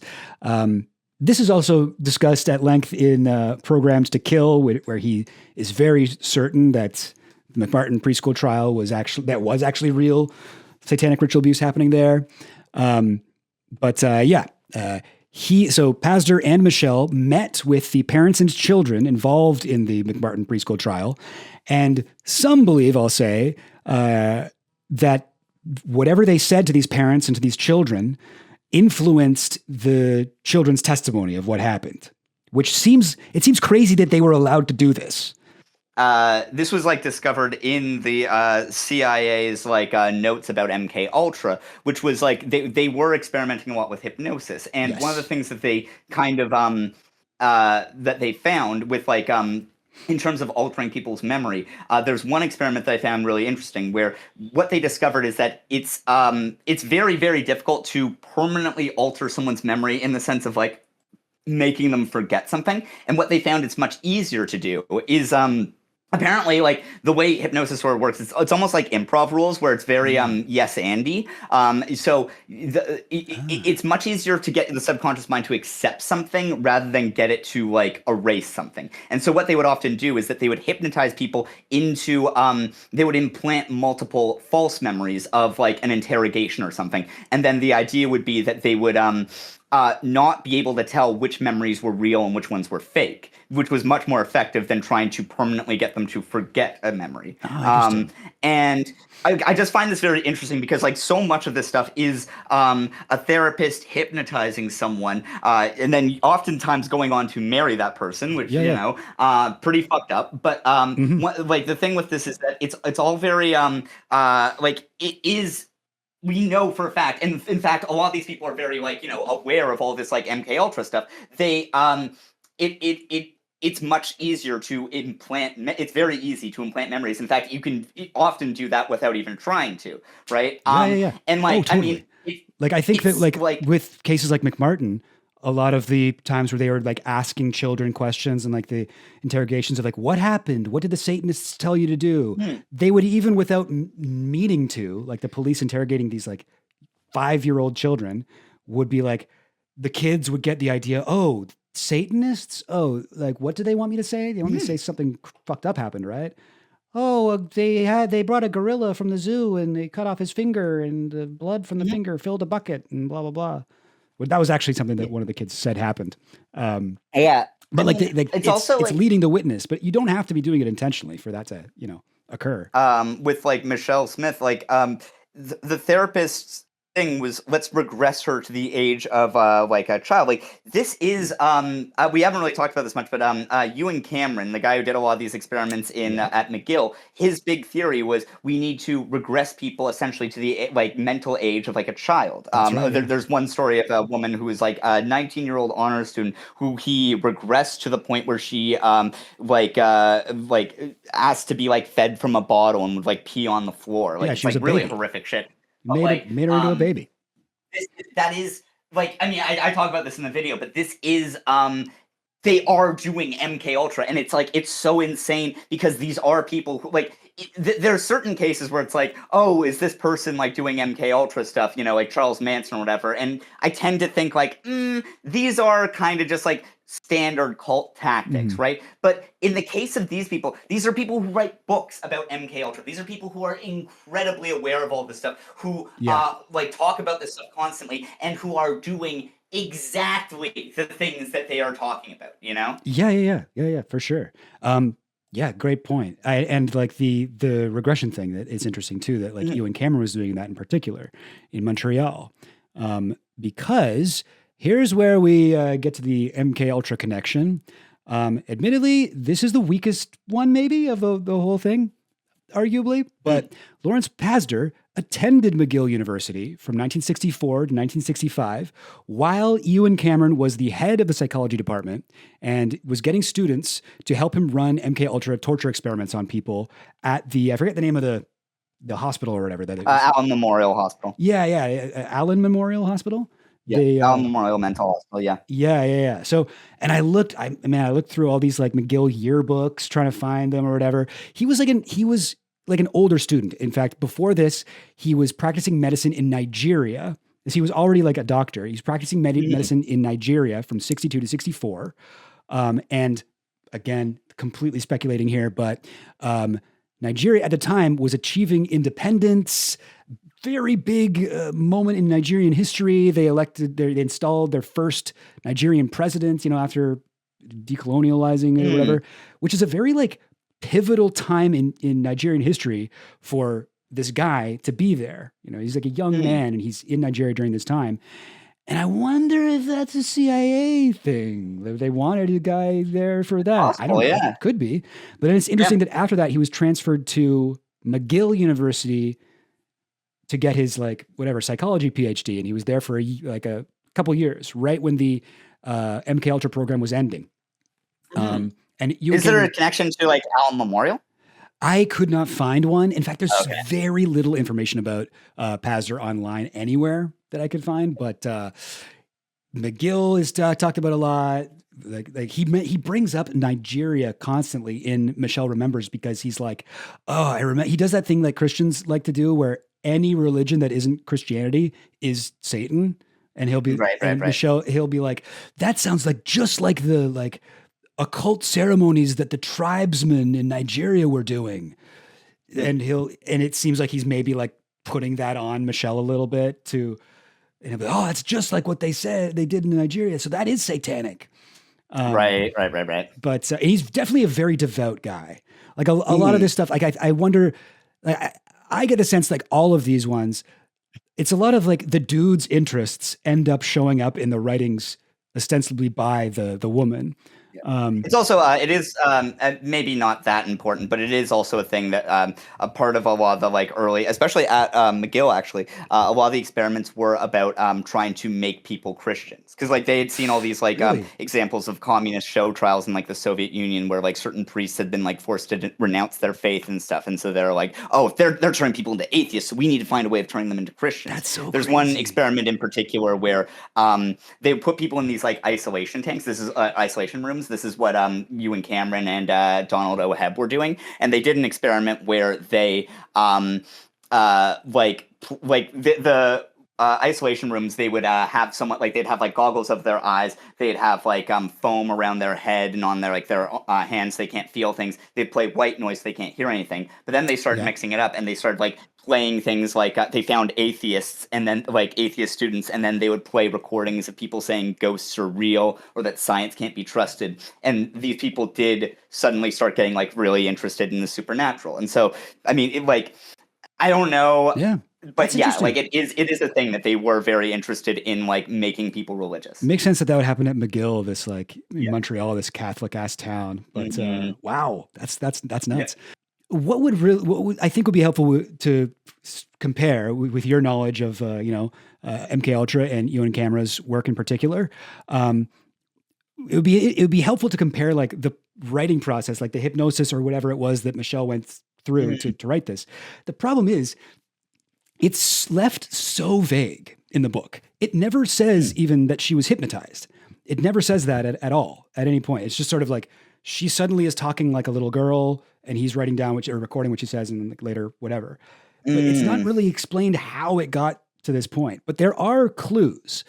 Here's like a little quote here. For the sake of clarity and brevity, only portions of Michelle's sessions with Dr. Pazder, which lasted over a year, have been chosen for detailed narration. These have been compressed.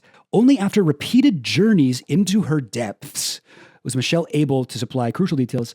Like into her depths, like that sounds to me like maybe a reference to hypnosis. That's interesting. Yeah. Consider portions have been combined. After a session, she'll come back up. Whatever that means. So hypnosis is actually mentioned in specific at one point in the book, but it's not hypnosis by Dr. Pazder. So it's right after a point where Michelle's like, I can't do this anymore. Please stop. We need to stop. This is really like ruining my life. It's stressing me out more. It's not helping me. And Pazder is like, no, we need to keep doing this. We need to get to the truth. Very unprofessional, like psychologist, whatever he is. And then she goes for a session. And in that session, she talks about, the Satanist hypnotized me and I didn't want it to happen. It's like, definitely seems like she's talking about something else. But that part is quite interesting. I have that one here. So this is what she says. It had to do with that shiny thing and the needle. Pazder, it's the suggestion. It's like a hypnotic thing, but you mustn't be afraid of that. Don't be afraid they'll hypnotize you down there and you'll stay hypnotized when you come back up. We can go there and bring you back if we have to. What they told you doesn't stay there forever. You're bringing it to your conscious by talking about it. Their suggestions don't have power over you unless they are buried. You have to let them out. Michelle, I didn't really let him hypnotize me. Pazder, I know you didn't, because you weren't paying attention to him and looking at the shiny thing like he wanted. That's the first thing about hypnosis. You had to want to follow his suggestions. He couldn't make you. There's not any more than he can now. They were using two powers, the power of suggestion and the power of repressed memory. They used a number of other sophisticated techniques of psychological manipulation and control, such as brainwashing or conditioning, to confuse you and make you remember backward and even turn on yourself. Now, yeah, it's fucking crazy. Yeah. So this is, again, he's not talking about this hypnosis that presumably he is doing. He's talking about what was done to Michelle as a young, toddler. By the Satanists that she's been talking about. But like, I don't know, does any of that sound like MKUltra stuff? Like he at least seems to know a lot about hypnosis here. Yeah, he definitely does seem to know a lot about it. And like, I don't know. Yeah, it does sort of like reek of like a little bit of projection here. Like this is the thing that I've like increasingly feel like with all this stuff is just how much of it just feels like total projection and total like, oh, you're doing the thing that you're saying that like the Satanists did, Exactly. Yeah. There's also, so another thing that we know is that while this was all happening, Michelle and Pazder were like, they would go missing together. Their family, their husbands and wives at the time would talk about this. They would be gone for weeks at a time. During the first sessions in the book, we know that Michelle was screaming for hours. What was going on in that session, we don't know. But she was screaming for hours, like very intense. Another thing is that Michelle is unable to access her memories without Pazder. Wait, is it Pazder or Prazder? Pazder. Why did I write Prazder there? she can't access her memories without Pazder. And when he's on vacation at one point, she goes into like full withdrawal and is like panicking. And she calls him on vacation, like, I need you. What the fuck? And he has to fly back to continue to administer these treatments to her, which reminded me of something that I don't think I mentioned during the during the A Course in Miracles thing about Helen Shucman, is that one of her close friends around the time she was writing it, Ken, talk about him in that Harper's article. He wrote that when Helen avoided channeling for an entire month, she became sick and depressed. Now, that might not mean anything, but I think it's interesting, Yeah, absolutely. Yeah. And there's also there's so much, as I wrote this in here too. His treatment of Michelle is so bizarre. He's constantly touching her and pressing their foreheads together. And this is all in the book. He's like, and he knew he had to do it to make her feel better. This was a therapeutic, forehead press. It was definitely not weird at all. It's a professional thing. And cut to after this book's put out, they divorced their spouses. Yeah. That's so nuts. Yeah. So I don't know. And again, I'm not saying that the CIA wrote Michelle Remembers. I'm sure the CIA kind of liked what Michelle Remembers did to the world, but I think maybe another possibility is Lawrence Pazder was working with MKUltra people. Maybe he wasn't even at the Allen Memorial, hospital with Ewan Cameron, but maybe he was just chatting to some other students of his at that time, and they told him about some of the experiments, and he was kind of got his gears turning, maybe there was some kind of a connection there. I don't know. Yeah. No, I mean, I feel like that is often kind of how these things sort of happen in an academic context, where sort of there's something sort of in the water in terms of what kind of work and what kind of academic studying is being done at a university will sort of have downstream effects on other people in the department, Totally. He's in the Ewan Cameron and Donald O. Hebb were the two big MKUltra people, and they were the heads of McGill's psychology program. So Hebb was the head of the psychology program. Cameron was the president of the American and Canadian Psychological Associations at the time, and so he was studying psychology. He would have been around. Yeah. No, I don't think it's possible that he wouldn't have been exposed to these methods. I don't to say that. I don't think that we can say with any certainty that he was working on MKUltra. But no, of course. Yes, I think that it's very safe to say that he would have been exposed to these methods. All right, there you go. Yeah, so you agree. I'm right about my crazy theory here. Yeah. I don't think that's, All right. We're moving to the last book. I think Seth book is my favorite book, the Seth Material. This is easily the worst book I've ever read. Easily. Transformation of America, the true life story of a CIA mind control sex slave. Mind control slave. Don't know why I had to bring sex into it. By Cathy O'Brien with Mark Phillips. This is from 1995. Now, people often talk about how the satanic panic was about, that led to QAnon, that led to whatever. This is the bridge. This is the bridge between Michelle Remembers and QAnon. Also, sorry, random thought I just had. I believe it was A Course in Miracles. One of the catchphrases from A Course in Miracles was darkness, out of darkness into light, which is a QAnon catchphrase, darkness to light. Anyway, that's neither here nor there. But this book takes it from, Michelle Remembers, there's a cabal of Satan worshiping pedophiles secretly running America's middle-class suburban daycare centers. This is where it becomes actually all of that's true, except they're actually running the world and the government. And here's why. So, okay, I'll give you a book summary. I will not go into detail on this, and you'll see why. Yeah. Cathy O'Brien and her young daughter were mind-controlled sex slaves for the elites until being rescued by benevolent deep state hypnotist Mark Phillips. Through hypnosis, Mark is able to recover Cathy's buried memories of horrific abuse, which in this book is detailed in much more minute, every detail is put into here, much more than it really needs to be. Cathy claims she was a subject of Project Monarch, a part of MKUltra, a subsection of some kind, which induced DID in her through hypnosis, occult training, and Disney films. She was sexually abused by Hillary Clinton, George H.W. Bush, Pierre Trudeau, Saudi Arabian government officials, country music stars, and more. Many of them incorporated satanic elements into this abuse or turned into reptilian aliens during the abuse, which Cathy theorized was done through holograms meant to further traumatize and confuse her. I read this book like years ago, and I recently, prepared for this, I was trying to read it again, and I had like the 11 Labs like audiobook thing where it just, you put in like text and it reads it through the, text to speech voice. Yeah. And I got like a few chapters in, and then 11 Labs was like, we are banning your account. You are listening to material that harms children. Like, this material is clearly meant for pedophiles to read. What the fuck? You're sick. And it's because this book is kind of written like that. Like, it's, I will say, like, Michelle remembers there are scenes where sexual abuse scenes, I guess, but it's the worst is that like an adult woman like kisses her.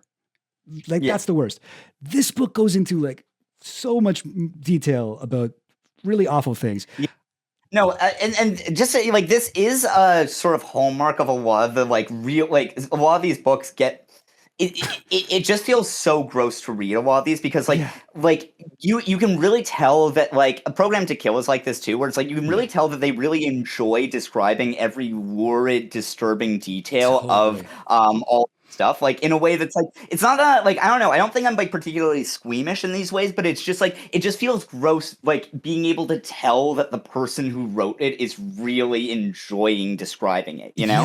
Yeah, it's salacious in a way, exactly. You know. And I mean, like, I'm not saying, like, you know, if you've experienced abuse, like, I think it's your right to write about it in an honest whatever way, like, whatever. But I just, I don't know. This book is quite taxing to read, and I have a thick skin for this type of stuff. Now, did it pill? I would argue, like, I feel like not a lot of people have heard about this book.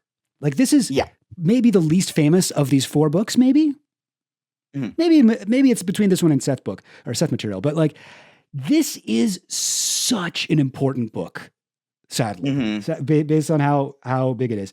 This book, it pilled so much. Like, okay, this is considered one of the most influential books in conspiracy literature. It led directly to things like Pizzagate, QAnon, and David Icke and Alex Jones' careers, both of them. It took the Satanic Panic and applied it to politicians instead of daycare workers, which I will say that is a more worthy target for people's hatred.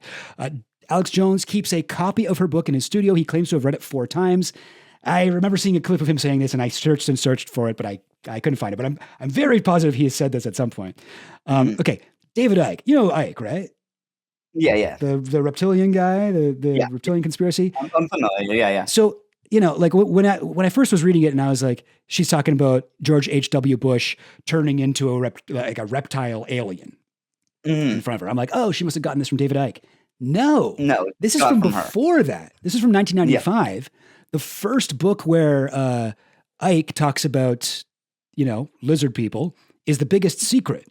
And that came out when? Like 1999. And in this book, he cites Cathy O'Brien hundreds of times. But when he goes, because Cathy's like, I think it was a holographic projection that they were using to scare me. But Icke is like, no, it wasn't. Like, I have this section highlighted. Cathy understandably believed this to be another holographic projection, but was it really? Or was I love how like much this is just like, because like already that's so insane, like that's such a like it feels like when you're reading like Program to Kill, like there's all these like things where it's like this is, you know, like this like documented thing, and then him being like task what's really going on, whereas with this it's like this is already so batshit so out there, and then he's like but that's probably like the bullshit version that they want you to know. This is where he has skepticism. He's like, I don't know if I'm credulous enough to believe it was a hologram of a lizard. much more likely he was actually shape-shifting. Yeah. Your eyes. And like, this is where that comes from. Was de la Madrid, this is another person who transformed into a lizard in front of her, saying something very close to the truth. This theme of being like a chameleon is merely another term for shape-shifting, a theme you find throughout the ancient world. Typical Ike going into this ancient world shit. And among open-minded people in the modern one too. Shape-shifting is the ability to use your mind to project another physical image for people to see. Which that actually weirdly sounds like some fucking Course in Miracles shit. Yeah. Did you watch this one, Andrew? Yes, I have seen this. Yeah. The Project Monarch thing. Yeah. Yeah. So Project Monarch is huge in conspiracy circles. I just wanted to show this lady bringing it up here. Okay, so Project Monarch was a subset of MKUltra, and in MKUltra, you're familiar with, there was a... So this is because I was like, I've been reading about this for months, and I remember like I messaged you about this being, like I saw this, and I was like, wait, Project Monarch, I haven't like read about this, like I need to like, cover all my bases. And I remember like messaging you about being like, oh yeah, is that like a real thing? And you're like, absolutely not. No. Because the thing, like, and it's so fucking frustrating, dude. People will like always say like, I read like declassified CIA documents that prove this is real, and like whenever I see people like on Twitter or wherever like posting about that, I'll like, talking about this. Really, could you send me a link? I've been like looking for that, and they never do. Interestingly, because those don't exist. Like there is there is no documentation of this being a thing. And it's funny in Transformation of America, like when you go through it, their like photographs and like the additional like materials they provide, they include all these like documents that are like proof of this stuff, and it's just them writing letters to all these different like politicians and stuff, and like literally like the closest they get to like just like a politician even saying the words Project Monarch is someone being like, that's very interesting, I'm gonna send that to this other guy, and no one like there's nothing there. There's zero evidence that Project Monarch existed outside of what Cathy O'Brien and other people with no connection to I should say said. that it is like the evidence for it is the testimony of largely women who've been hypnotized by their husbands, therapists turned husbands. Yeah. But the idea of Project Monarch has really sunk in. Like a lot of people believe this is a real thing. There's a whole thing about like all the different layers of different types of Project Monarch. There's like the alpha, beta, gamma, omega types of, like there's all these different classifications of types of hypnotized slaves, I guess. And there's like, I think Cathy is the beta version, which is the sex slave version. And like, there's the alpha versions, the assassins, and the something like that. She was on Alex Jones like a week ago. Like she's still quite big. She goes on Jimmy Dore's show a lot. She goes on Roseanne Barr's podcast. And I did think it's interesting. I heard an interview with Dave McGowan, the guy who wrote Program to Kill, and he was like, I don't really like her. She's kind of too wacky for me. The serial killers, and many of them have this common denominator of having had dissociative personalities, and they were either victims of satanic ritual abuse or government ritual abuse. They really have, in my estimation, I've talked to people who have actually been involved in this sort of thing to make them into sort of almost like a Manchurian Candidate. Have you run into that? I've read Cathy O'Brien's book, Transformation of America, and a lot of the information is fascinating, but even I have some doubts at times about some of the stories that these people have spun, and I think that in most cases they're quite sincere, but they're also very confused, and they still haven't really sorted out exactly what happened to them and what's real and what's not. So I sort of deliberately tried to avoid those kind of sources, although I am aware that they're out there. Which I find interesting because she is absolutely a huge influence on his book, Programs to Kill. But I don't want to go too hard on Programs to Kill because, I know there's a lot of fans of that book out there and they're kind of mean. So I want them to be mad at me. Also, like, he does seem to he comes to the same conclusions, and so I would imagine that, like, yes, she was actually an influence on him, but he does come to them in a completely independent way. His thing is that it's so many, like, serial killers talk about, like, being Satanists and talk about being part of, like, satanic cults and stuff. Yeah. Like, that is much more, and through Estabrooks, right? So that is where he comes to it. I would argue, like, I mean, I don't His think there's sources that are big of a much better difference, than but hers. yes, His book is much better than hers, and like which is not saying much. I just has like the worst book of all time. Yeah. But so yeah, like this book is so much more important than anyone thinks. Like everybody knows about fucking David Icke and the lizard people. That wouldn't be a thing without this book. I will say though, so like I've sort of like categorized like a lot of these. They use like psychological language and they use like scientific, language to cloak like very spiritual, like supernatural, occurrences, and like this person's speaking to Jesus or speaking for Jesus or met Mother Mary or is speaking to a 6,000-year-old guy named Seth. But this book is actually, believe it or not, by how like batshit it sounds, it's actually pretty grounded in like reality, or at least like a potential reality. Like you notice with like when she sees the reptilian transformation, she's like, but obviously it's not an alien. He wanted me to think that with holograms. Right. So there's devils, there's aliens, there's gods that appear in this book, but never in a like literal supernatural sense. There's always a scientific explanation for it. The people abusing Cathy use holograms to trick her into thinking that they're shape-shifting reptiles or demons. It's part of that like intentionally traumatizing children sort of thing, or adults or whatever.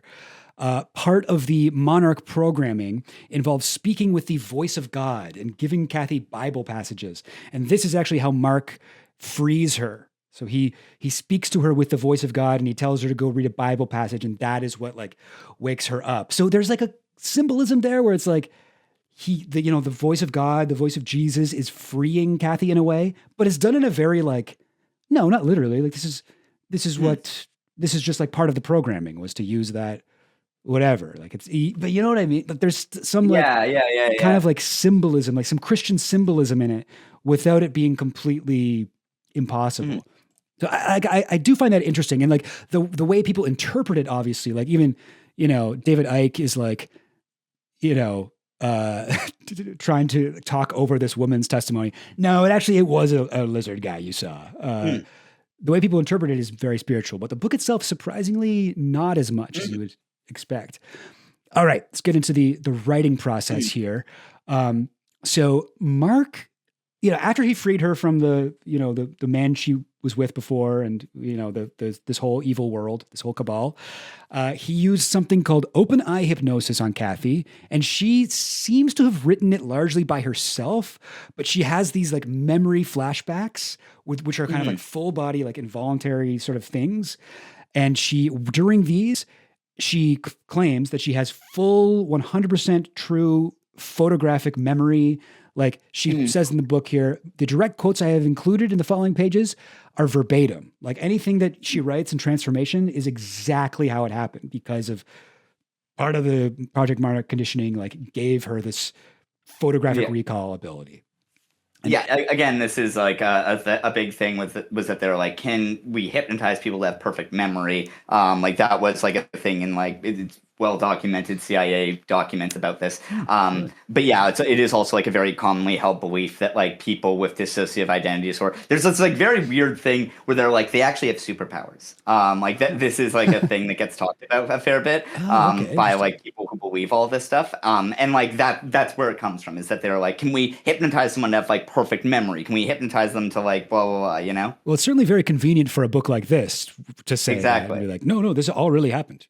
Like, yeah, the quotes are exactly true. But this is a photograph from their website that I find like kind of amazing. And this is the caption from the official website: Cathy writing trance in 1994. And she just looks like very casual. Hi. Oh, yep. Yeah. Yes. Hello. I'm in a full body involuntary trance right now. Writing up these horrible things that happened to me. Smiling for the picture. I don't know. I guess the computer's not even on. Is part of her ability to type on computers that aren't on? But okay, so this is where it's like things are going to get a little bit dark here. Believe it or not, like darker than they already are. Well, let's talk about the guy here, Mark Phillips. And this guy is a fucking ghost. I can find hardly anything about him from really like trustworthy sources. So I'm going mostly off of what he himself has said here. Like, this is how he describes himself. He has State Department connections. He has CIA connections. Before he met Cathy, he was a businessman doing business with China. This is a photo from their website. Mark's joint venture with the Chinese, 1987. Just the Chinese, I don't know. And he was business partners with the guy, forget his name, but Cathy's old husband at this time. And then the Chinese intelligence came to him, and they were like, according to the book, Chinese intelligence came to him, and they were like, oh, this guy's part of a giant mind control sex slave ring involving all of the pedophile elites of the world. And he was like, really? When he found this out from Chinese intelligence, he concocted a plan to steal her away from her current husband and his business partner, who was keeping both her and her young daughter in an MKUltra trance. The process is hard to understand. Yeah, this is an interview with this guy, Mark Phillips. He describes what that process was like of deprogramming Cathy. His story of who he is, it changes. Like, sometimes he's just State Department, sometimes he's CIA.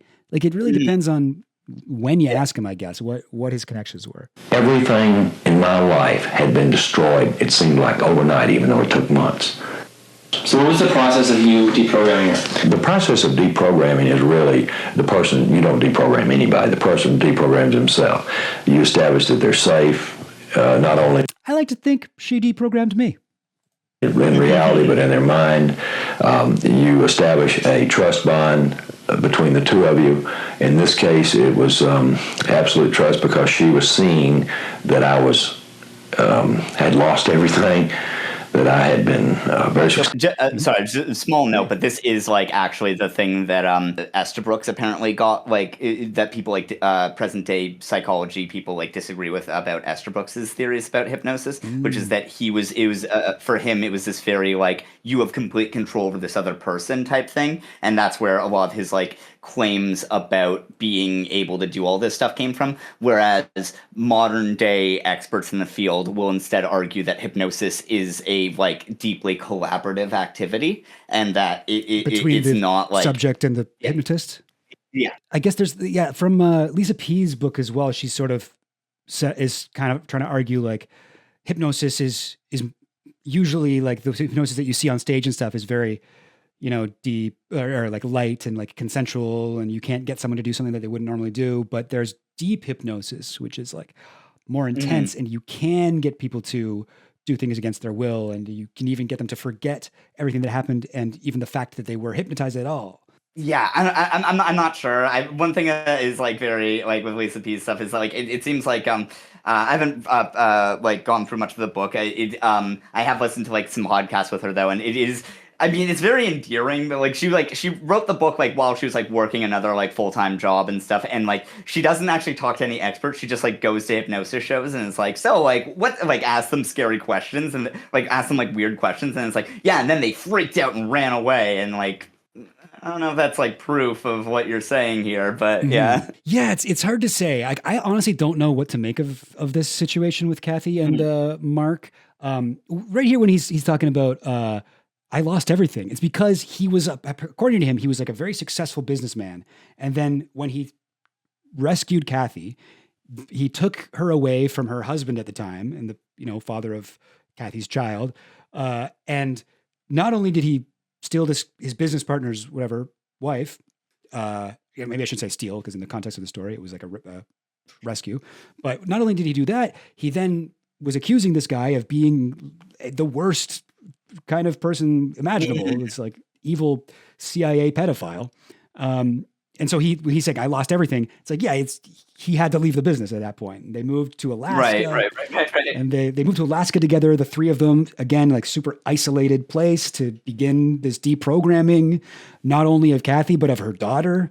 And they were like, no, you need to know, you were a sex slave. You were doing this and like, tell me about it and stuff like that. And yeah, I think here he gets into a little bit about how he did that. Nothing. I'm driving around in a Pacer. There's any number of things that were, obvious to even somebody in her condition. So it took about 9 months of her writing out her memories and then me taking those memories, holding them 3 weeks, letting her look at them, and if she remembered them, fine. So it's like she would write it down, and then he would take it from her and then test her on it like weeks later. It's also like it just like seems so like condescending to me that like even someone in her condition, like I don't know, it just feels so fucking gross. Totally, yeah.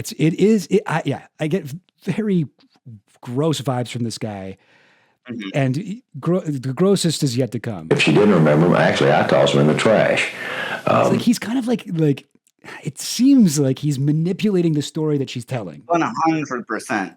Because in retrospect, I did the right thing. Yeah, like there's a whole thing about using vibrational frequencies to break her programming and stuff. Honestly, none of the hypnosis stuff, hypnosis is done through vibration of the brainstem.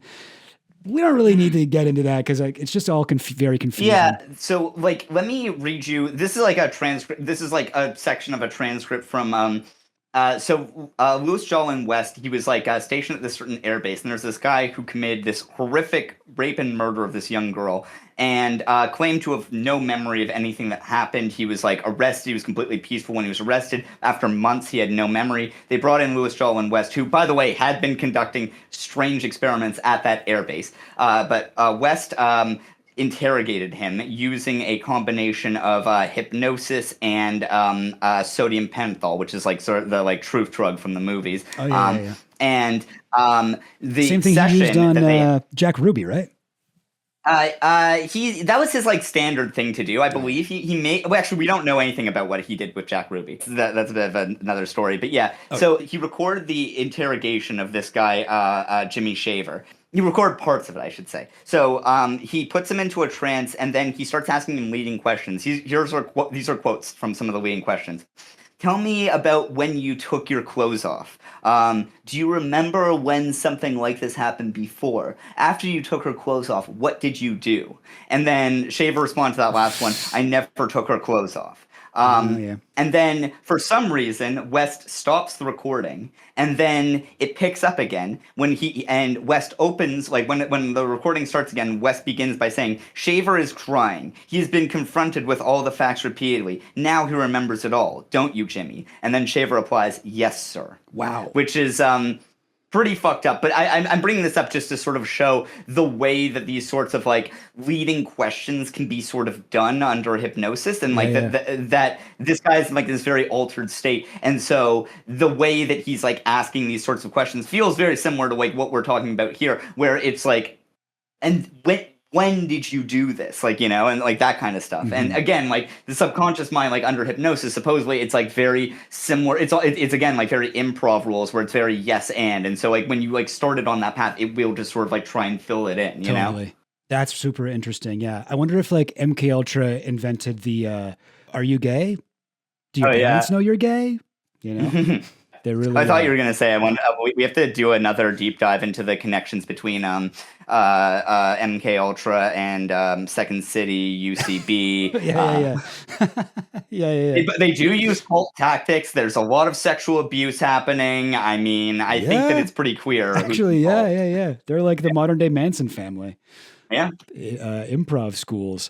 Okay, before we get to like the worst part of all this, there are tons of puns in this book. So many.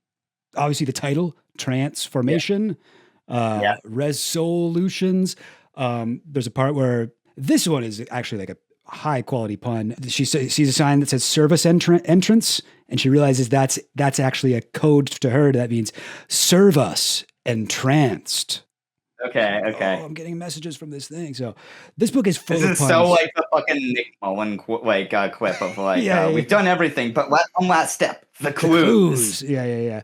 All right. So here's the thing. So MKUltra. This book has the words MKUltra on the cover. MKUltra is a major part of the story. Project Monarch, yada, yada, yada. Mark claims to have some sort of connection to the deep state. Maybe he worked for the Department of Defense. Maybe he was actually former CIA himself. Either way, he also mentions Jolly West in this book. He coordinated with Jolly West when he was working with Cathy O'Brien at first, and he regrets doing that because it turns out Jolly West is evil. It changes, but he does say that the MKUltra techniques obviously were used to hypnotize Cathy to begin with, and knowing those techniques, he was able to rescue her and bring her back. Now, like I said, this book is extremely influential, and its effects are like not even really acknowledged, even by the people who subscribe to a lot of the ideas that come from this book. But if you go into the extra-pilled conspiracy community now, there's actually a surprising consensus around this book, which is that it's bad. The book is evil, and they think that Mark never stopped being CIA, never freed Cathy, continued to be her CIA handler this whole time. And this is an article that gets shared around quite a bit from davidike.com, Ray Bilger from davidike.com. And like, it goes into like how, he still is CIA. He's still using her as like a psyop, like blah, blah, blah. And like, I tried so hard to look into this guy. I couldn't find anything on him. This was the most I could get is conspiracy theorist people talking about her and him in this way, like that she is still being abused by him, which I do think is like true. Like, I think that this is like an extremely abusive relationship. Like, clearly. Absolutely. And like, I don't know, like, is she still controlled by him? I don't know. Like, I don't know if he's still CIA or whatever. I don't know if he really worked for the State Department, whatever it was. But like, it does seem like he forced her to write shit that conformed to his political worldview and his kind of like U.S. militia type, John Birch Society kind of like beliefs, and making them like real through this thing. This is interesting. So Lynn Shermer is a satanic ritual abuse survivor, fairly well known. She talks about them saying it's an open secret in survivor circles that Mark is Cathy's handler. Reports from those who've gone to them for help and observable behavior between them.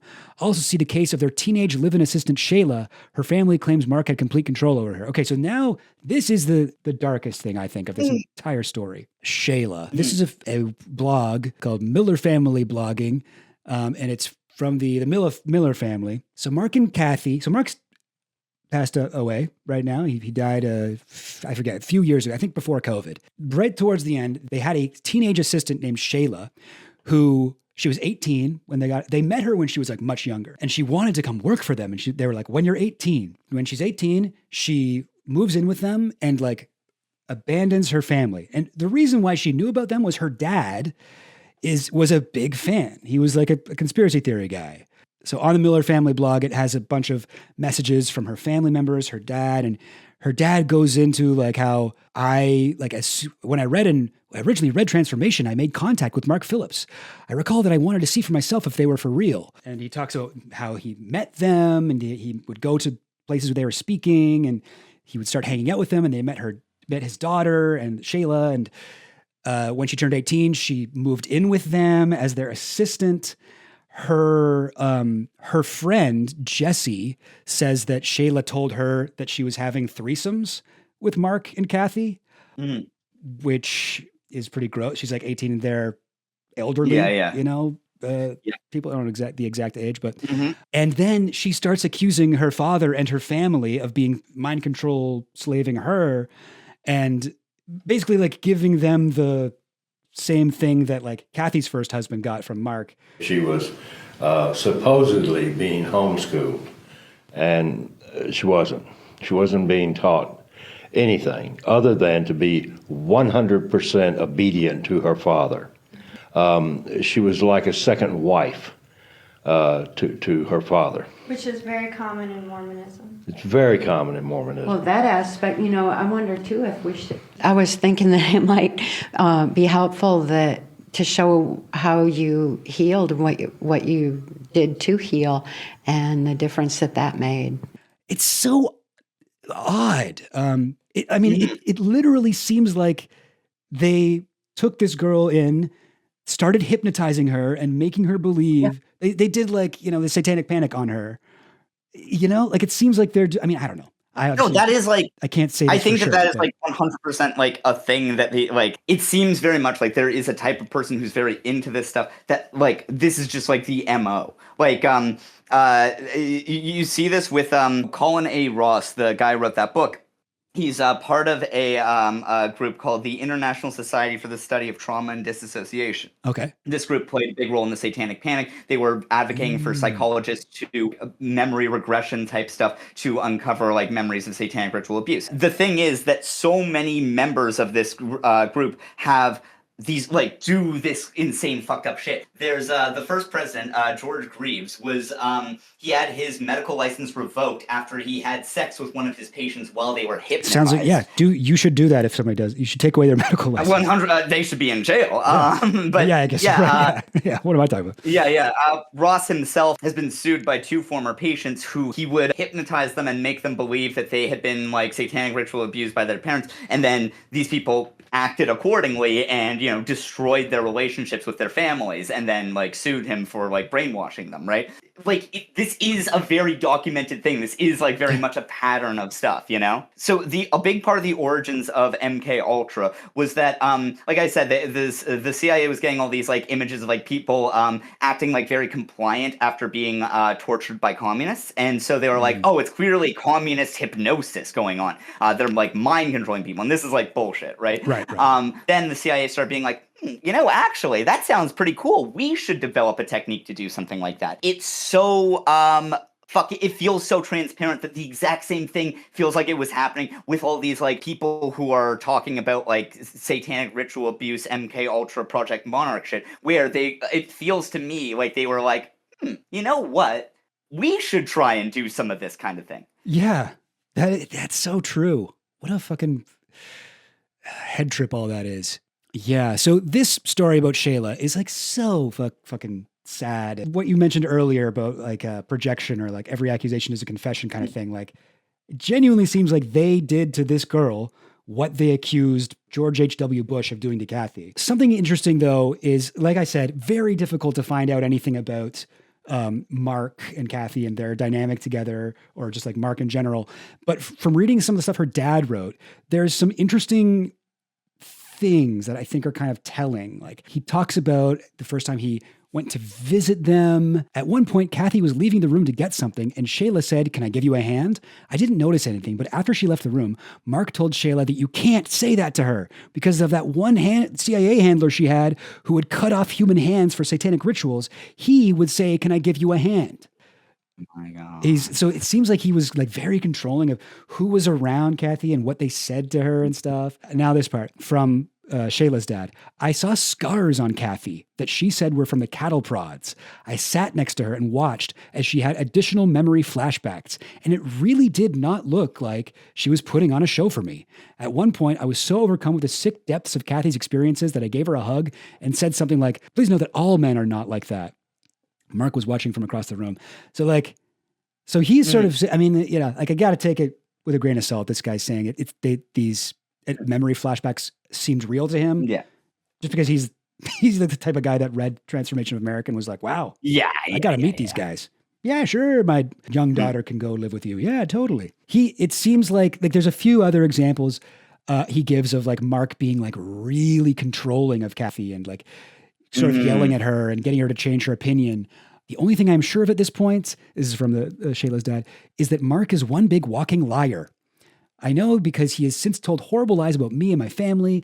It's obvious to me that Cathy is totally manipulated by Mark. She changes her opinion to match his no matter what the subject is. She never disagrees with him. I believe he completely controlled Cathy's memory recall. I can only guess why, but I really do not know. On the other hand, while believing Cathy is still a victim, I have found myself very angry with her that she did not protect Sheila from Mark. I'm just being honest.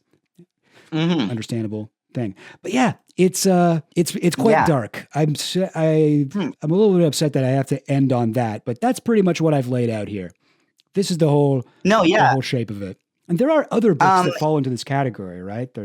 Yeah, another one that we like kind of touched on is Control of Candy Jones, who was a model who was hypnotized by her husband to remember that she was brainwashed by, I believe it was the CIA, it might have been the FBI though, to like do like spy stuff. And apparently she had like an alternate personality that was a huge racist when she was like her alternate personality, which is a weird, funny detail, I guess. But the interesting thing with that one is that it came out before all the revelations about MKUltra, which is interesting. It is interesting. Also, I think it came out like a year after the what was that? There's some like commission or something in like the 70s. The church committee, was it the church committee that they talked? It was either the church committee or there was like a Senate hearing. They first revealed. I don't know if that there were mind control things going on. But I believe it was specifics on MKUltra stuff. It's before, John Marks's book came out and like revealed everything, or as much as we know. But I mean, like, I don't know. It is also like this kind of stuff. Like, it is like a fact that like mind control stuff, like the Manchurian Candidate, like that literally like influenced MKUltra and was in some ways influenced by MKUltra. And so like it's not like this was outside of the zeitgeist, you know? Right. Yeah. And so there were. Yes, MKUltra was influenced by the culture and vice versa, and the it was out there in the zeitgeist. I can believe that. Another interesting thing with Control of Candy Jones is her husband. Like, she used to be like a famous like pinup model. Like, she was flying around the world doing like shows for the troops and stuff. Like, it's conceivable that she was used as a CIA asset to whatever country she was in, like seduce people or something and get information. Like, that's not completely impossible to believe. But what I do find interesting is, just like a lot of these other books, she ended up writing about a lot of her husband's interests. Her husband was a conspiracy radio host. Like, basically, he was like Alex Jones of his time. Like, she was his co-host, but she wrote this book that was like really conspiratorial about the CIA and this MKUltra stuff. And it's interesting. I don't know. She also seemed like she was into conspiracies too, but I think that this is just like a really like interesting and like extremely dark aspect of all this is just this way that like it is these stories of these like young vulnerable women who like seem to be in some way like controlled by these like men in their lives who for whatever reason, whatever way, take advantage of them and like control them in order to advance their like agendas in a way that I keep saying is like so reminiscent of MKUltra. And I guess I don't know, I guess maybe the moral you can take away from this is just how like there is something like I guess maybe like very intoxicating about this type of control. And like I mean, it's not a revelatory thing to say that people will control people, like, control others, especially, like men controlling women in their lives. But yeah, it's just it's very, very dark. Like, I don't think that you need to like necessarily like tie a lot of these guys to MKUltra, like to being like, like involved in the government. It's like anyone who, sort of discovers this stuff will probably abuse it. In the 90s, a lot of stuff on MKUltra was already out there, meaning that you don't really have to be a Department of Defense insider or involved in a deep state. You could just be a guy who read some documents. No, people will just say things. Yeah, people love to say that. Estabrooks too, right? He did claim he was CIA, right? You can lie. Like, people can just lie. That's you have to remember that. Yeah.